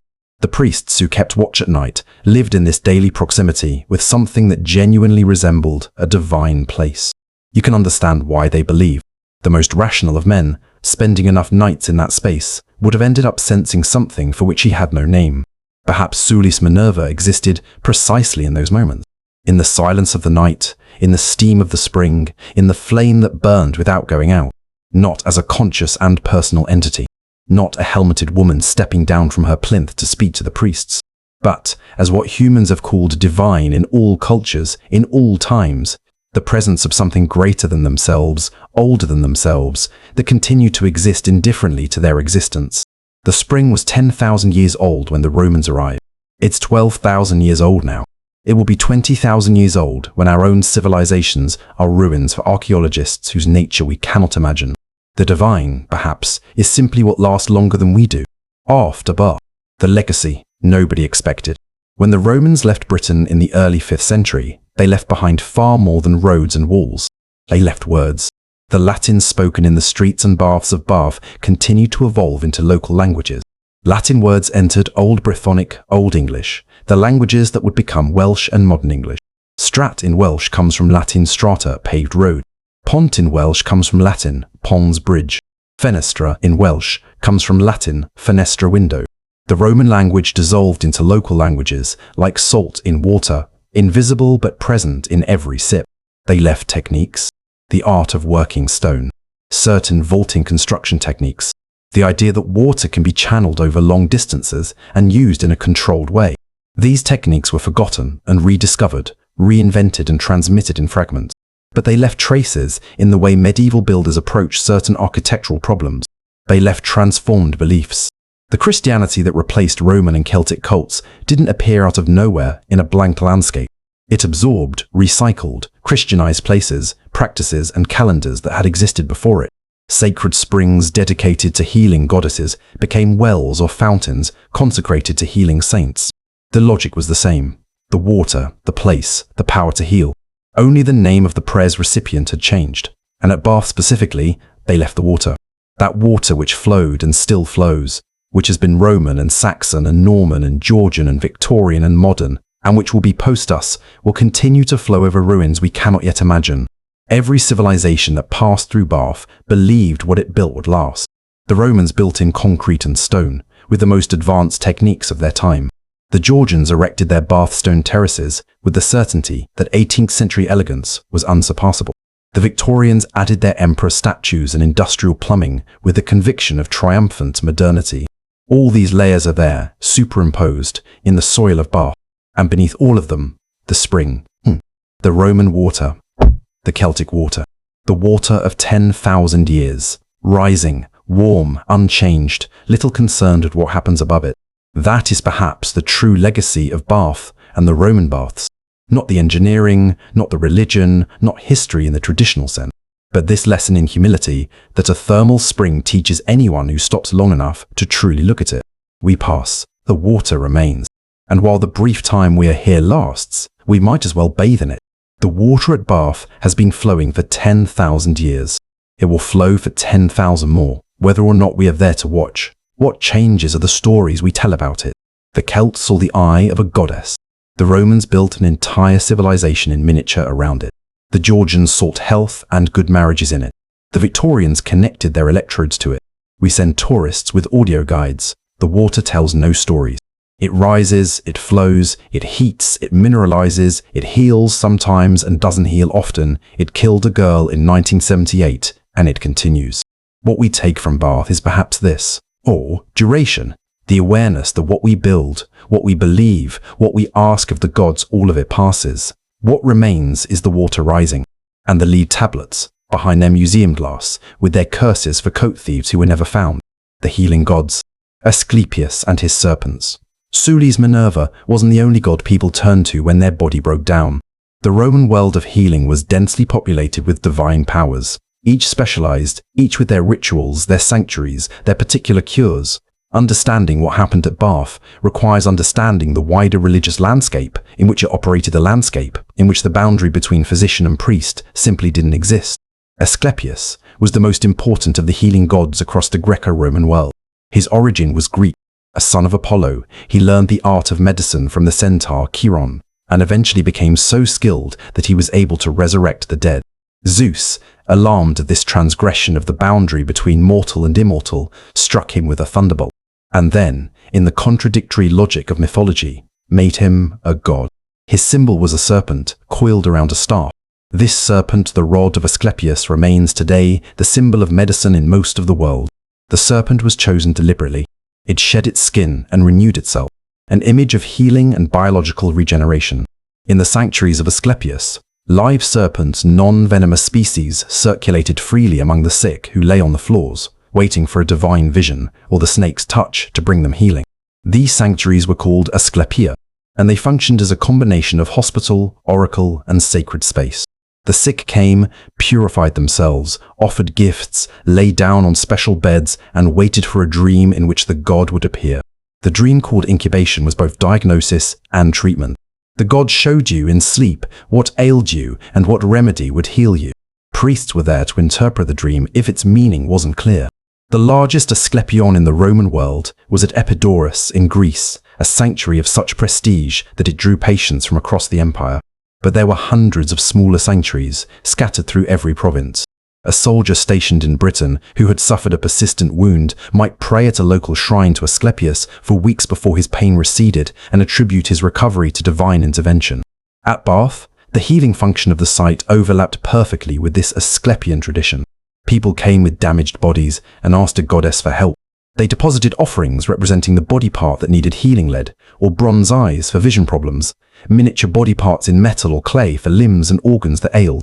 The theology of Sulis Minerva and the theology of Asclepius shared the same logic. Suffering is a disruption of divine order, and the right ritual act can invite the divine to restore it. Alongside Asclepius worked his daughter Hygeia, from whose name we derive the word hygiene, goddess of health maintenance and preventive care, and his son Machaon, patron of surgeons. The divine family of medicine was extensive. What's striking is how this divine medical hierarchy mirrors a human professional hierarchy. Asclepius at the top, with his comprehensive healing power, his children specializing in different aspects of care. Beneath them, the human physicians who studied his texts, learned his methods, claimed his authority.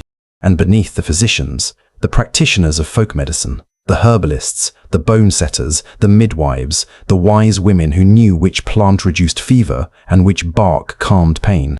Bath sat in this hierarchy as a node, a place where divine, priestly, and natural healing converged on a single extraordinary natural resource: the hot water, the minerals, or the steam, and the goddess who governed all of it, the roof finial and the objects that make a city.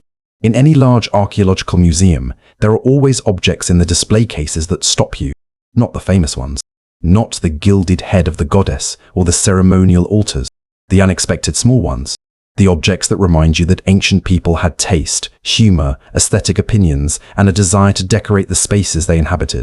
At Bath, one of these objects is a terracotta roof finial. A finial is the decorative element placed at the peak of a building's roof, at the apex of a gable, at the tip of a pitched roof, at the end of a ridge tile. Its purpose was partly structural, to cover and seal the joint where tiles met at the ridgeline, but mostly decorative. A good finial announced that the building was well maintained, its owners attentive to appearances, the city as a whole worthy of ornament. The Bath finial is a horse, specifically a horse's head rising from a curving neck, ears pricked forward, eyes wide, nostrils flared alert, living, about to move. It's modeled in red-brown terracotta, with a confidence that suggests the maker had spent a lot of time watching real horses. The anatomy is not quite perfectly proportioned by modern standards, but it has life in it. It has personality. This horse was placed at the tip of the roof, somewhere in Roman Bath. Passers-by on the street below would have seen it against the sky, or against the pale limestone of the city's wall. Someone chose it over the alternatives. Someone paid for it, had it installed, was proud of it. We don't know whose building it was. We don't know who made the finial or where it was manufactured. We don't know what the building was. A private house, a workshop, a shop, a public building of some minor kind. We have this horse's head, and the knowledge that it once sat at the top of a structure where people lived or worked or bought things. The finial is not a major discovery by the standards of Roman archaeology. It doesn't rewrite history, but it tells you something that the famous objects don't quite. It tells you that the people who built Bath cared about their roofline, that they wanted their buildings to look good, that they made aesthetic choices, that they competed with their neighbours, probably for the most elegant entrance, the most striking roof ornament, the most clearly maintained frontage. Cities aren't made of temples and baths. Cities are made of 1,000 small decisions about how to live and how to present yourself to the world. The horse finial is one of those decisions, and in the objects found across Bath, the terracotta figurines, the personal jewellery, the gaming tokens, the decorated pottery, you see a city's aesthetic personality take shape. These people liked horses. They liked sea creatures. They liked miniature representations of real things. They put effort into objects that didn't need to be beautiful, but became beautiful anyway, because whoever made them couldn't stop themselves from adding one more curve, one more detail, one more mark of individual vision. How we know what we know. The transmission of memory. Everything we know about Roman Bath has come to us through a chain of transmission, each link of which could have broken at 1,000 points. Start with the objects themselves. The curse tablets, the inscriptions, the sculpture, the jewelry, the coins they survived underground, protected by the acidic peat of the sacred spring, by the sealed conditions of buried floors, by simple luck. Objects preserved in similar conditions elsewhere were destroyed by fluctuations in water tables, by construction, by human ignorance or malice. The Bath archive is exceptional, partly because Bath happened to be built on conditions that favoured preservation. But physical survival was only the first link. Objects buried don't become knowledge until someone finds them, recognizes what they are, and records the discovery carefully enough that the information travels forward in time. In Bath's case, many objects were found in the 18th and 19th centuries, the early days of archaeology, before standardized recording methods, before photography, before the systematic protocols that now govern every excavation. Some of what was found then was lost again through poor documentation. We know objects were discovered. We don't always know what they said or exactly where they came from. The Roman inscriptions reached us, partly through medieval monks who travelled Britain, recording ruins and inscriptions, antiquarians before the word existed, who copied texts from crumbling stones out of something between scholarly curiosity and religious duty. Their copies are sometimes our only evidence for inscriptions that have since eroded beyond legibility. The quality of their copying varied enormously. Some were meticulous. Others introduced errors that took centuries to correct. Then there are the manuscripts, the Roman texts that mention Bath, however tangentially. Solinus's reference to the eternal flame at the Bath spring, Nennius's 9th century description of hot springs surrounded by brick walls. These texts survived because monks in medieval monasteries copied them repeatedly, each copy introducing small variations, each copy essential to the survival of the text if the previous copy was destroyed by fire, flood, or the movements of armies. The monks who copied these texts were not neutral preservers. They chose what to copy and what to leave. They sometimes added commentary that reflected their own theological preoccupation. They occasionally corrected passages they misunderstood. The texts that reached us are not the texts that were written. They're the result of centuries of human hands and human judgment. This is the chain of transmission. Objects to finders, to recorders, to annalists, to institutions, to publication, to scholars, to other scholars who correct and refine and challenge, to the synthesis that ends up in a museum caption or a history book. At every link, something can go wrong. Objects misidentified, inscriptions misread, contexts assumed rather than documented, storage conditions that accelerate decay rather than slow it. The remarkable thing isn't that we know so little about Roman Bath. The remarkable thing is that we know anything at all. What we know is also shaped by what people chose to preserve and to excavate. The Temple of Sulis Minerva was a priority because temples are glamorous. The curse tablets were a priority because they were linguistically unique. The small finds the gaming tokens. The food remains. The animal bones received attention more recently, as archaeological methods expanded to ask different questions about ordinary life rather than grand monuments. Each generation of archaeologists has asked the questions its time made possible and ignored the questions its time couldn't yet form. Future archaeologists will ask questions we cannot imagine about aspects of Roman bath life we're not yet equipped to see. The Roman baths as we understand them today are a partial picture, shaped by what survived, by who found things, by what they chose to keep, and by what questions researchers have thought to ask. This isn't a failure of scholarship. It's the nature of all historical knowledge. Always provisional, always dependent on the chain holding, always one lost manuscript or one unstudied object from revision. Soldiers passing through the far reaches of the empire. Bath was a transit point. In a province like Roman Britain, soldiers moved constantly. Legions were stationed for years or decades at their main bases: Isca, Caerleon, Eboracum, York, Diva, Chester, Londinium, London. But detachments were regularly sent elsewhere for specific tasks: road building, quarrying, garrison duties at smaller forts, escort assignments. And soldiers on personal leave, or being transferred between postings, or recovering from wounds, moved through the province's road network in ones and twos and small groups. Bath sat on the Fosse Way, one of the main roads of Roman Britain, a road running diagonally from Exeter in the southwest to Lincoln in the northeast, bisecting the province and linking its network of towns and military installations. Anyone travelling on this road passed near Bath, and the reputation of the thermal springs, combined with the road's accessibility, made the city a natural stopping point. The result is visible in the inscriptions. The men who left dedications of Bath weren't only local residents. They came from across the empire.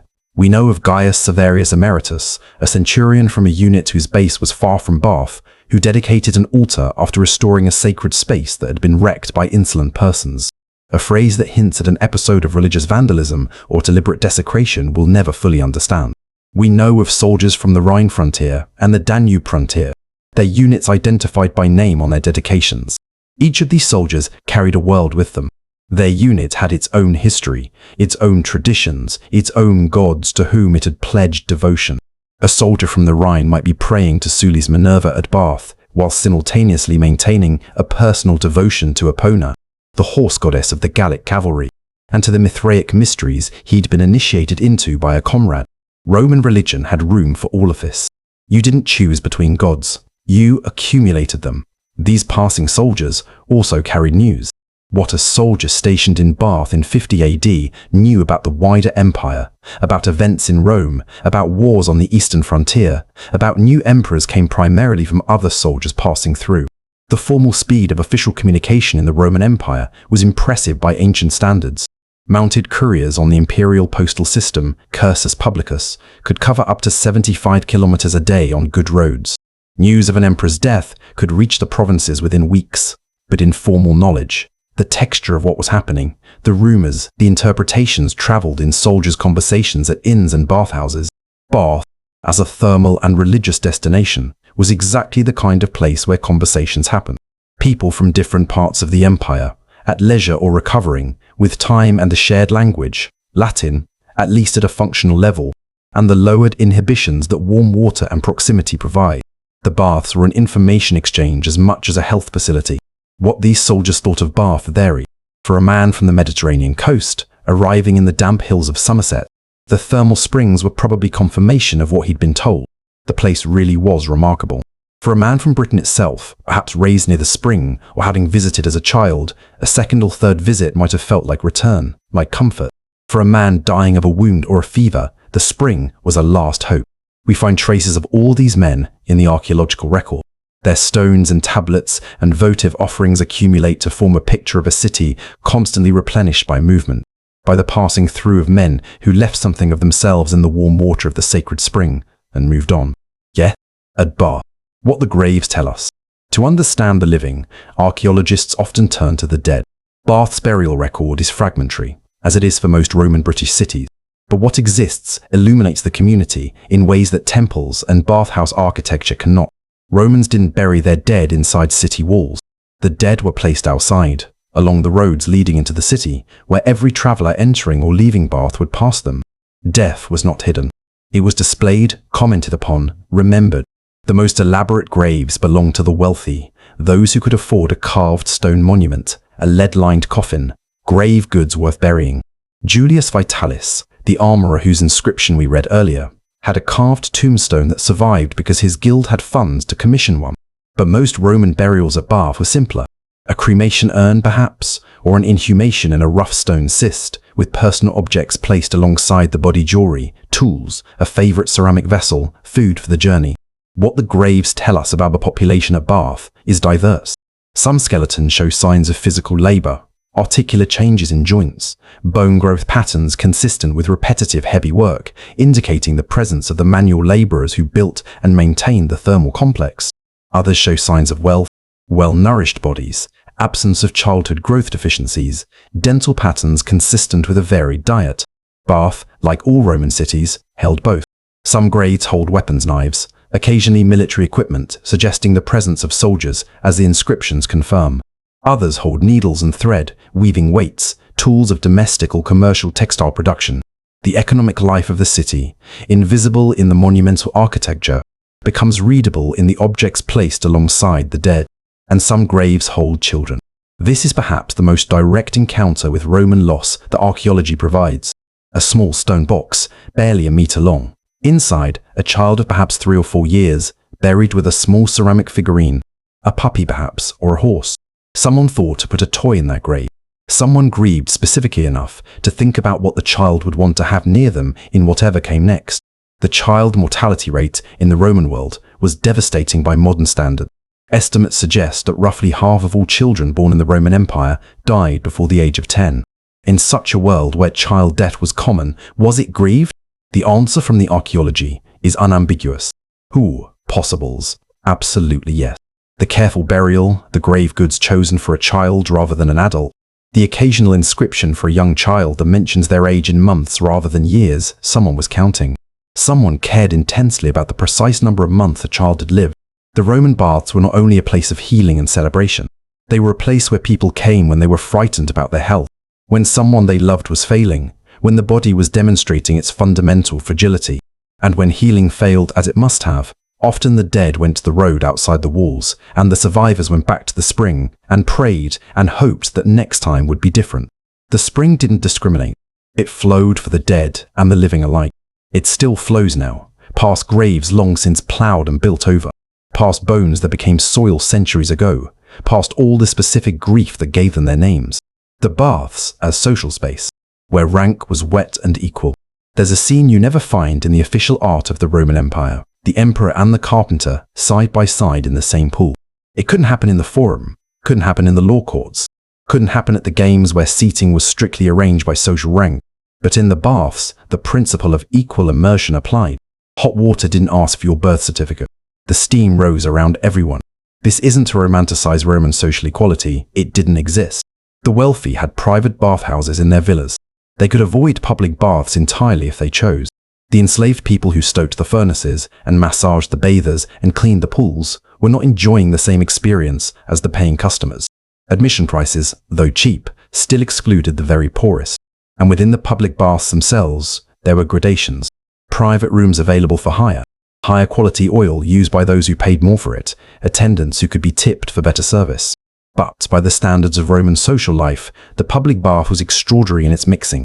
A merchant who had done well that year might find himself sharing a pool with a minor military officer, a provincial priest, a visiting tradesman from Gaul. Women bathed separately, either in separate sections or at different hours, depending on the facility. But among men, the public space of the tepidarium and caldarium was genuinely shared. This mixing had social consequences. The baths were where business was done, where alliances were formed, where reputations were established or destroyed. A man who wanted to cultivate a connection with someone above his station had few spaces in Roman social life where such an approach was natural. The bathhouse was one of them. The informal setting, the physical proximity, the shared vulnerability of being unclothed. These things created a social leveling that the formal spaces of Roman life refused. Cicero and Pliny both mention the baths as places of business conversation. What happened in the tepidarium didn't stay in the tepidarium. Deals were brokered there. Favors were asked and granted. Political information circulated. A man who spent enough time in the right bathhouse, at the right hours, could build a network that his official social rank would not have permitted him to access otherwise. For visitors to Bath, the pilgrims, the soldiers, the merchants passing through the baths also served a social integration function. A stranger arriving in a city he'd never visited, knowing nobody, could enter the public bath and within an hour be in conversation with local residents. The shared ritual of bathing created an immediate commonality. You were both wet. You were both seeking something, even if what you sought was different. The bath was a conversation starter that worked across provincial boundaries, across language barriers, across the social distances that ordinarily prevented casual interaction. In this sense, the Roman baths anticipated what we now call third places, the spaces between home and work, where social life happens informally, where communities build cohesion, where strangers become acquaintances. Before coffee houses, before public parks in the modern sense, before the town square had its cafe culture, there were the baths. And at Bath, with its religious dimension added on top of the social one, the mixing went even further. People came with need. Sick people, frightened people, people far from home. These are people whose defenses are lowered, whose usual social calculations are overridden by more urgent concerns. At the spring of Sulis Minerva, what united the visitors was not their rank or their profession, but their hope. And hope, it turns out, is very good for dissolving the ordinary categories. The engineers who built empire. Behind every marble column and every vaulted bathhouse ceiling, behind every aqueduct and every perfectly laid road, there are people whose names we don't know. We know the emperors. We know some of the architects because their buildings were famous enough to be mentioned in texts that survive. We know the patrons, the wealthy donors who funded construction and had their names carved prominently into the dedication stones. But the actual builders, the surveyors who calculated the gradients, the structural engineers who designed the vaults, the specialists who mixed the concrete and laid the lee pipes, almost entirely absent from the record. What we know about them comes mostly from archaeology, and mostly from what they built.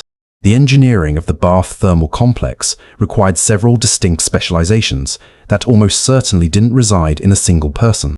The hydraulic engineer who designed the reservoir and drainage system needed to understand flow rates, pressure, sediment management, and the chemistry of the particular water. Heavily mineralized water behaves differently in piped than clean spring water. The structural engineer who designed the vault over the Great Pool needed to understand load distribution, arch geometry, and the behavior of Roman concrete under the specific conditions of high humidity and temperature variation. The lead specialists who lined the pool and constructed the pipe network needed expertise in the properties of lead, its flow when molten, its behavior when cooled, its long-term durability and failure modes. None of these specializations could be improvised. They were developed over generations, transmitted through the Roman military engineering corps, the Fabri, through specialist guilds, through the practical education of apprenticeship. A young Roman who wanted to build things would attach himself to an experienced engineer and learn by doing exactly as craftsmen learn their trades in every culture that preceded formalized technical education. Many of the builders at Bath may have been soldiers. The Roman legions included specialist engineering units of remarkable capability. The same troops who built forts and bridges on campaign would be redirected to civic construction projects during periods of peace. Military engineering created a pool of technical expertise that could be deployed wherever the empire needed it, without having to rely on finding civilian specialists in every provincial city. But local workers were also essential. The limestone quarrying that supplied the building material was necessarily done near the site. The transport of materials, stone, timber, lead, required local labor and local knowledge of terrain. The skilled workers who could be trained quickly in specific tasks, mixing concrete to the right, consistency, positioning tiles at the precise angle for drainage, came from the surrounding population, trained by the specialist engineers from the military or from Rome. What these builders created at Bath was built to last. The Great Drain has functioned for 2,000 years. The lead-lined pool held its water for centuries before the structure above it collapsed. The pili of the hypocaust stood in their precise alignment through the entire period of the complex's operation and still stand now. These are not the results of corners cut and standards compromised. They are the result of people who knew what they were doing and did it well. Their names are gone, but the work is still there, readable by anyone who looks carefully enough at how the stones were laid, how the mortar was applied, how the drainage was calculated, how the whole complex breathes and manages its water with a competence that would not embarrass a modern civil engineer. The builders of Bath were not anonymous to the people who worked alongside them. Their names lived in conversation, in the practical knowledge passed between workers, in the reputation that spread through the guild or the unit. Ask Gaius, he knows how to do the lead joints. But reputation and practical knowledge don't leave inscriptions. They live only as long as the person who holds them, and then they're gone. What they left behind is sturdier than any inscription. It's still standing. Coins, commerce, and the economy of devotion. The sacred spring at Bath was, among other things, an economy. Not only in the sense that the city existed because of the spring and supported itself on the visitors the spring attracted, but in the direct sense that objects of value are continuously thrown into the water as offerings, and this created a distinctive archaeological deposit that tells us something about the financial rhythms of Roman devotion. Coins are the most numerous object recovered from the Bath Spring. Thousands of them, spanning the entire Roman occupation of Britain and beyond. Coins from the Republic, from the early Empire, from the late Empire, from the period after the official withdrawal of Roman administration. They come in many denominations, from the tiny bronze as worth almost nothing, to silver denarii, to the occasional gold aureus. The distribution of coin types tells a story. The cheapest coins, the small bronzes that circulated most widely and had the least purchasing power, are the most numerous. Most people who came to Bath and threw a coin into the spring threw the smallest coin they had. Not because they were ungenerous, but because the ritual act was the point, not the monetary value. The goddess didn't weigh the gift. She received it. But there are also more valuable coins, silver ones, in enough numbers to tell us that some visitors were throwing significant sums into the water. These may have been thank you offerings from people who felt they had received healing. I came here sick, I left recovered, here is something worthy of the gift. The size of the offering calibrated to the size of the perceived benefit received. This logic of graduated giving runs through Roman votive religion. Request. Small offering first, larger offering if the prayer is answered. Large request or large benefit already received. Immediately large offering. The spring at Bath accumulated both the small daily coins of ordinary devotees and the substantial silver of those who felt they owed a significant debt of gratitude. Beyond the spring itself, the economy of devotion supported an entire industry. Souvenir vendors sold miniature objects, small pewter vessels, pins, brooches that pilgrims could offer at the spring or take home as a token of their visit. Stone carvers took commissions for altar inscriptions and votive stones. Jewelers created custom pieces for dedication. The vendors who circulated inside the baths selling food and oil and towels also benefited from the steady flow of pilgrims with money to spend. And around this core economy, the city's broader commercial life, the innkeepers who housed overnight visitors, the taverns that fed them, the craftsmen who supplied the maintenance needs of the complex, the farmers who provisioned the city. Bath's economy in the Roman period was almost entirely driven by the spring. The spring drove the temple and the baths drove the pilgrimage. The pilgrimage drove the commerce supported the city. This makes Bath, in modern economic terms, a religious tourism destination. The same economic logic that today drives visitors to Lourdes, to Santiago de Compostela, to Varanasi, to the temples of Kyoto. The sacred site is the generator. Everything else is downstream of it. Food, smell, and the senses of Roman Bath history tends to arrive scrubbed clean. The objects in glass cases in museums smell of nothing. The photographs of ruins show stone and sky and silence. What we almost never get, what no inscription or artifact can give us, is the sensory reality of the place as it lived. The sound of the water, the smell of the steam, the texture of wet limestone under bare feet, the taste of the mineral spring. Roman Bath had a smell, several smells, layered. The thermal water carries hydrogen sulfide, the distinctive rotten egg scent of sulfur compounds, and this would have been perceptible around the spring and in the steam-filled rooms of the baths, stronger in enclosed spaces, weaker in the open air. For regular visitors, this smell became associated with health and healing, with the relief of pain, with the memory of a good cure. For first-time arrivals, it would have been startling, perhaps alarming, not the smell one expected from a sacred space. Layered over the sulfur, the oils used for bathing. Roman bathers didn't use soap, which was known but uncommon. Instead, they oiled their bodies before entering the water, and after bathing, used a curved metal tool called a strigil to scrape off the oil along with the loosened dirt. The oil used was typically olive oil, sometimes mixed with perfume for those who could afford it. Olive oil heated by a warm body mixed with human sweat and the mineral content of the thermal water produced a characteristic bathhouse smell that Seneca found unpleasant and that Roman comedians mocked as a joke recognizable to anyone who'd ever been to the baths. Then there was food. Street vendors circulated through the baths, and around the complex selling hot food, small pastries, sausages, fried things wrapped in bread. The smell of frying in olive oil, of hot bread, of charred meat mixed with the sulfur and the scented oil, to create an olfactory environment that would be genuinely surprising to encounter today. Noise. Again, Seneca's list from his apartment above the baths gives us the sounds. But there are others he doesn't mention. The sound of feet on wet stone, the slap and shuffle of people moving between spaces in damp sandals, the creak of the wooden benches in the changing rooms, the clank of metal, the strigils, the ladles used to pour water, the handles of the oil flasks, the sound of a child crying somewhere in the complex, the low murmur of prayer near the spring, and the food itself, beyond smell. Roman Bath was a city with access to the food networks of the empire. Olive oil from Spain or North Africa, wine from Gaul or the Rhineland, fish sauce, garum from the Iberian coast. These products moved along the same roads that brought soldiers and pilgrims. Local production supplemented the imports. Grain from the Avon Valley, dairy from the surrounding pastures, freshwater fish from the rivers, game from the forest. A wealthy visitor to Bath ate well. Mosaic floors in the villas of prosperous residents show seafood fish, lobsters, octopuses that speaks to a cuisine with broad horizons. Fine pottery from Gaul and Germany, found in quantity at Bath, held imported delicacies. The serving dishes are sometimes exquisitely made, red-glossed Samian ware from Gaul, the finest ceramics of the Roman world, mass-produced to high standards and distributed across the entire empire. A poor visitor, or an ordinary pilgrim, ate differently. Bread was the staple of Roman diet at every social level, but its quality varied enormously. The cheap taverns along the road sold simple hot food from earthenware bowls. A soldier between postings might eat standing at a street vendor's counter, a piece of bread sopped in olive oil and vinegar in one hand. Both ate within smelling distance of the spring, within hearing of the water, on streets that smelled of bread and oil and sulfur and wet stone.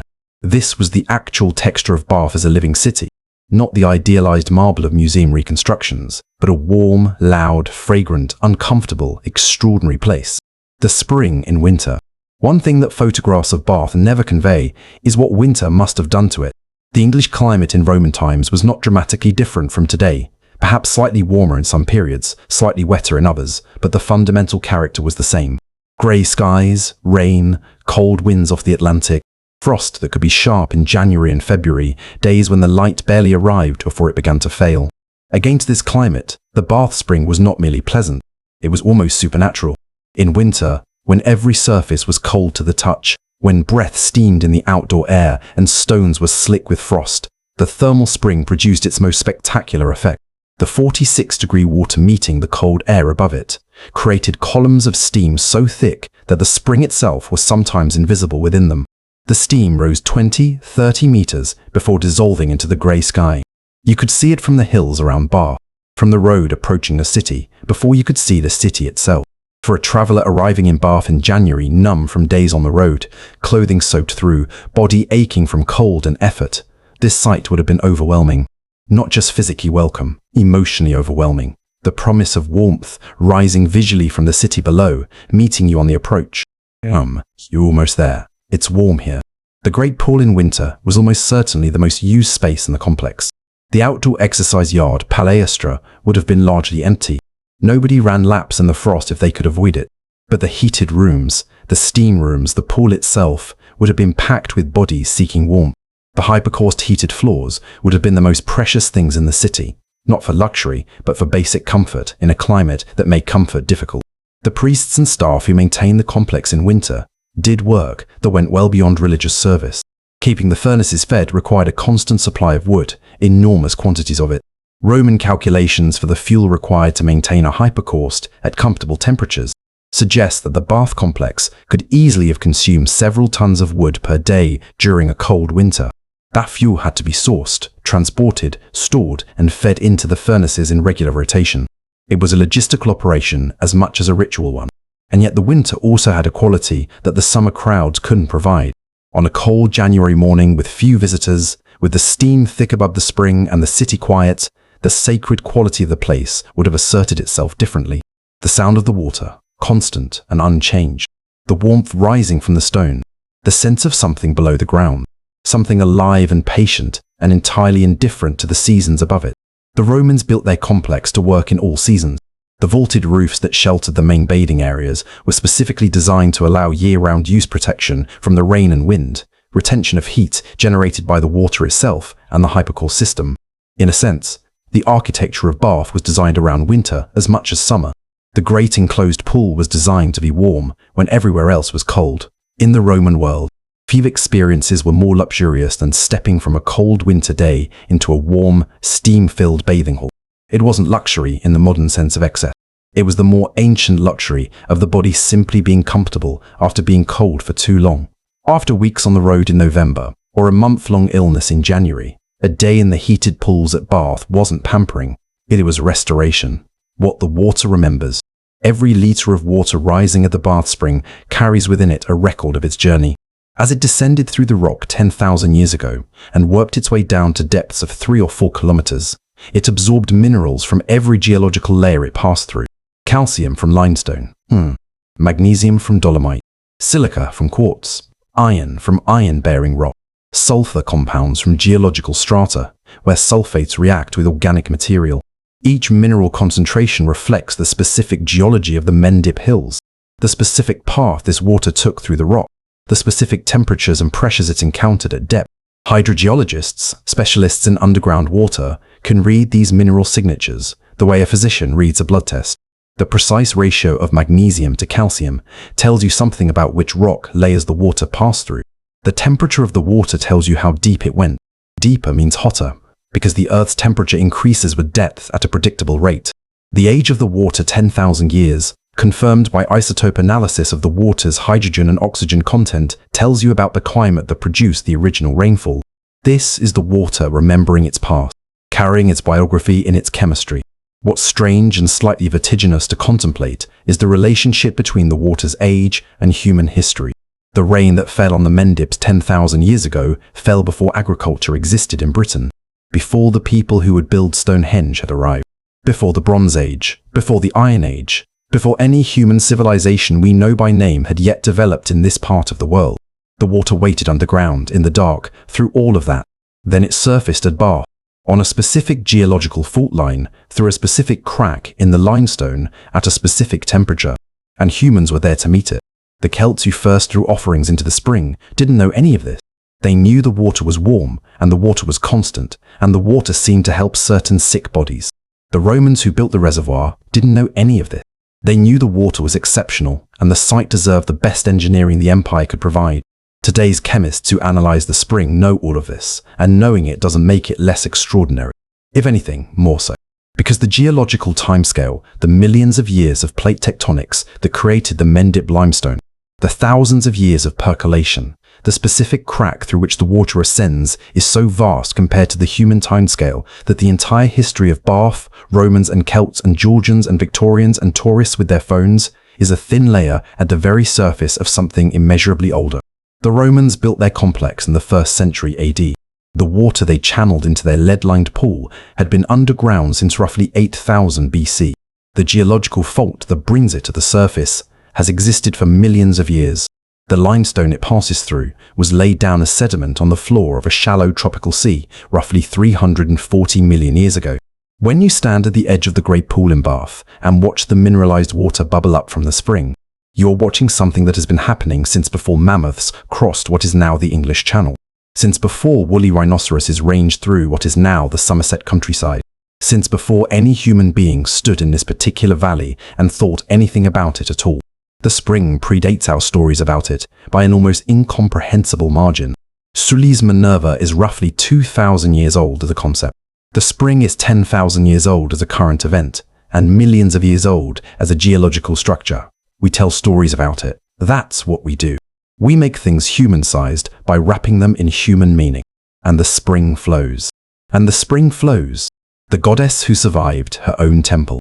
There is something worth pausing on in the story of Sulis Minerva's disappearance, or rather, in what actually disappeared and what didn't. When Theodosius closed the pagan temples in 391, when Christianity became the official religion of the Roman Empire and the old gods were formally prohibited, the cult of Sulis Minerva ended as an institution. The priests were dispersed or converted. The ritual fires went out. The formal religious practice that had defined the site for 3 centuries stopped. But the goddess didn't quite die. She transformed. She faded into the landscape, into the stories that local people told about the spring, into the folk medicine practices that persisted in rural areas long after the theological superstructure above them had changed. Or the spring was still warm. The water still had its 43 minerals. The people who lived near it still noticed that certain ailments seemed to improve after bathing in it. Across Britain, this happened again and again. Pagan sacred springs became Christian holy wells. The deity changed. The ritual language changed, but the site remained sacred. The water remained healing, and people kept coming. Bath itself, in the medieval period, had no shortage of accounts of the water's healing virtue, accounts written by Christian authors who made no mention of Sulis Minerva and would have been horrified by the idea that they were continuing a Roman religious tradition. They were, not consciously, not deliberately, but the pattern of behavior coming to this specific water, believing it healed, leaving grateful, was the same pattern that had played out for centuries before them. This is one of the things that makes Bath unusual as a site of cultural memory. Most places have a history. Bath has continuous practice. The Romans practiced at the spring. Before them, the Iron Age Celts practiced at the spring. After them, medieval Christians practiced at the spring. After them, Georgian hypochondriacs practiced at the spring. After them, Victorian patients practiced at the spring. After them, NHS patients practiced at the spring until 1978. Each era provided its own explanation for why the water worked. The Celts said it was the goddess Sulis. The Romans said it was Sulis Minerva. The medieval Christians would have credited a saint, or the mysterious providence of God working through natural things. The Georgians credited mineral chemistry. The Victorians credited mineral chemistry plus electricity. The NHS credited mineral chemistry and physiotherapy.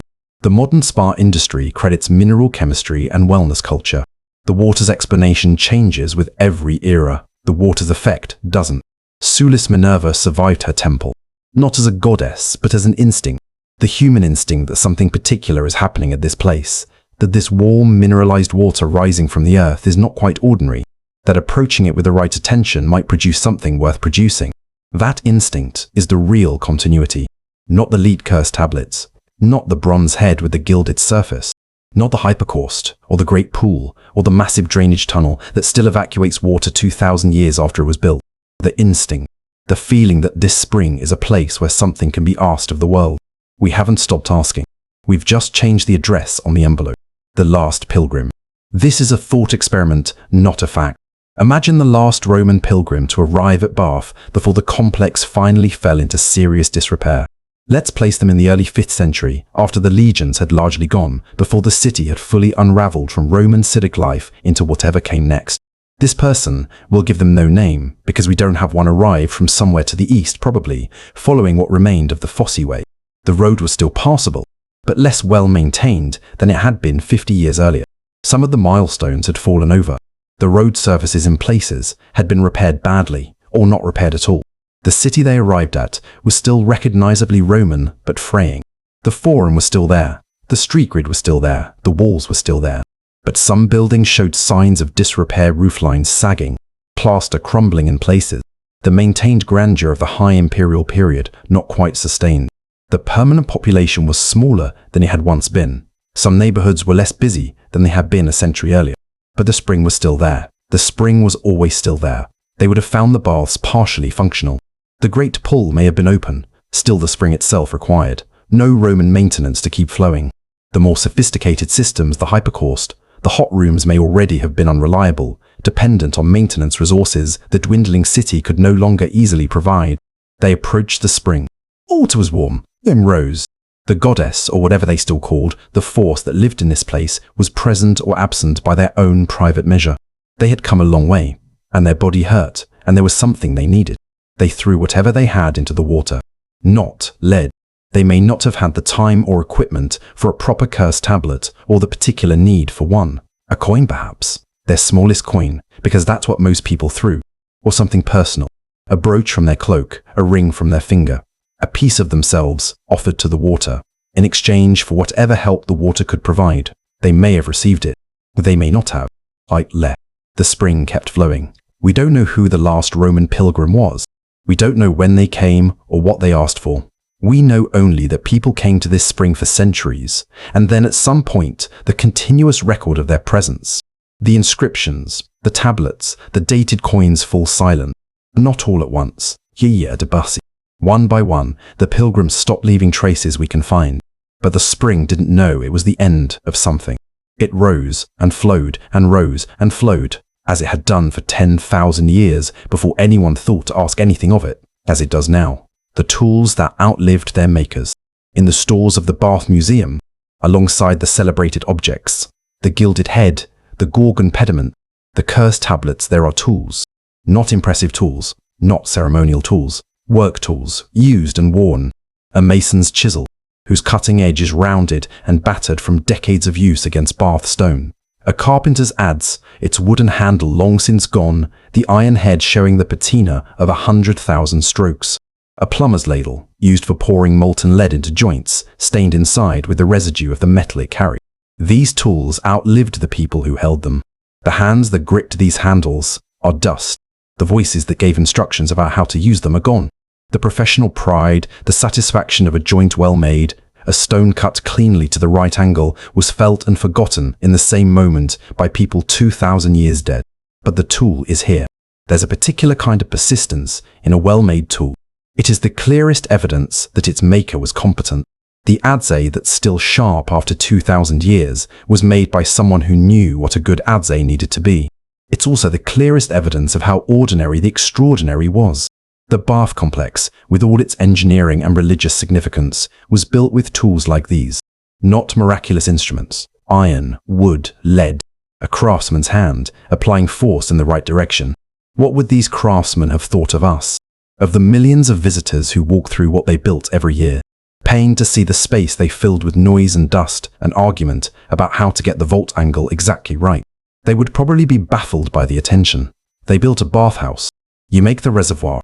You lay the lead, you mix the concrete, you build the vault. It's work. It's what you do. But they might also be quietly pleased that it's still standing, that the drain still drains, that the pool that their colleagues lined with lead is still holding the water that has flowed into it every day since the 1st century, that the pili of the hypocaust, which they placed with careful hands in careful rows, are still there, still aligned. The tools outlived their makers, and the work the tools were used to do outlived them all. That may be the most human thing about Bath in the end. Not the goddess, or the curse tablets, or the sophisticated engineering. The fact that when people put real skill and real effort into something, it sometimes, not always, not reliably, but sometimes lasts longer than they could ever have imagined it would. 2,000 years is a long time for a bathhouse, but it's nothing compared to the water.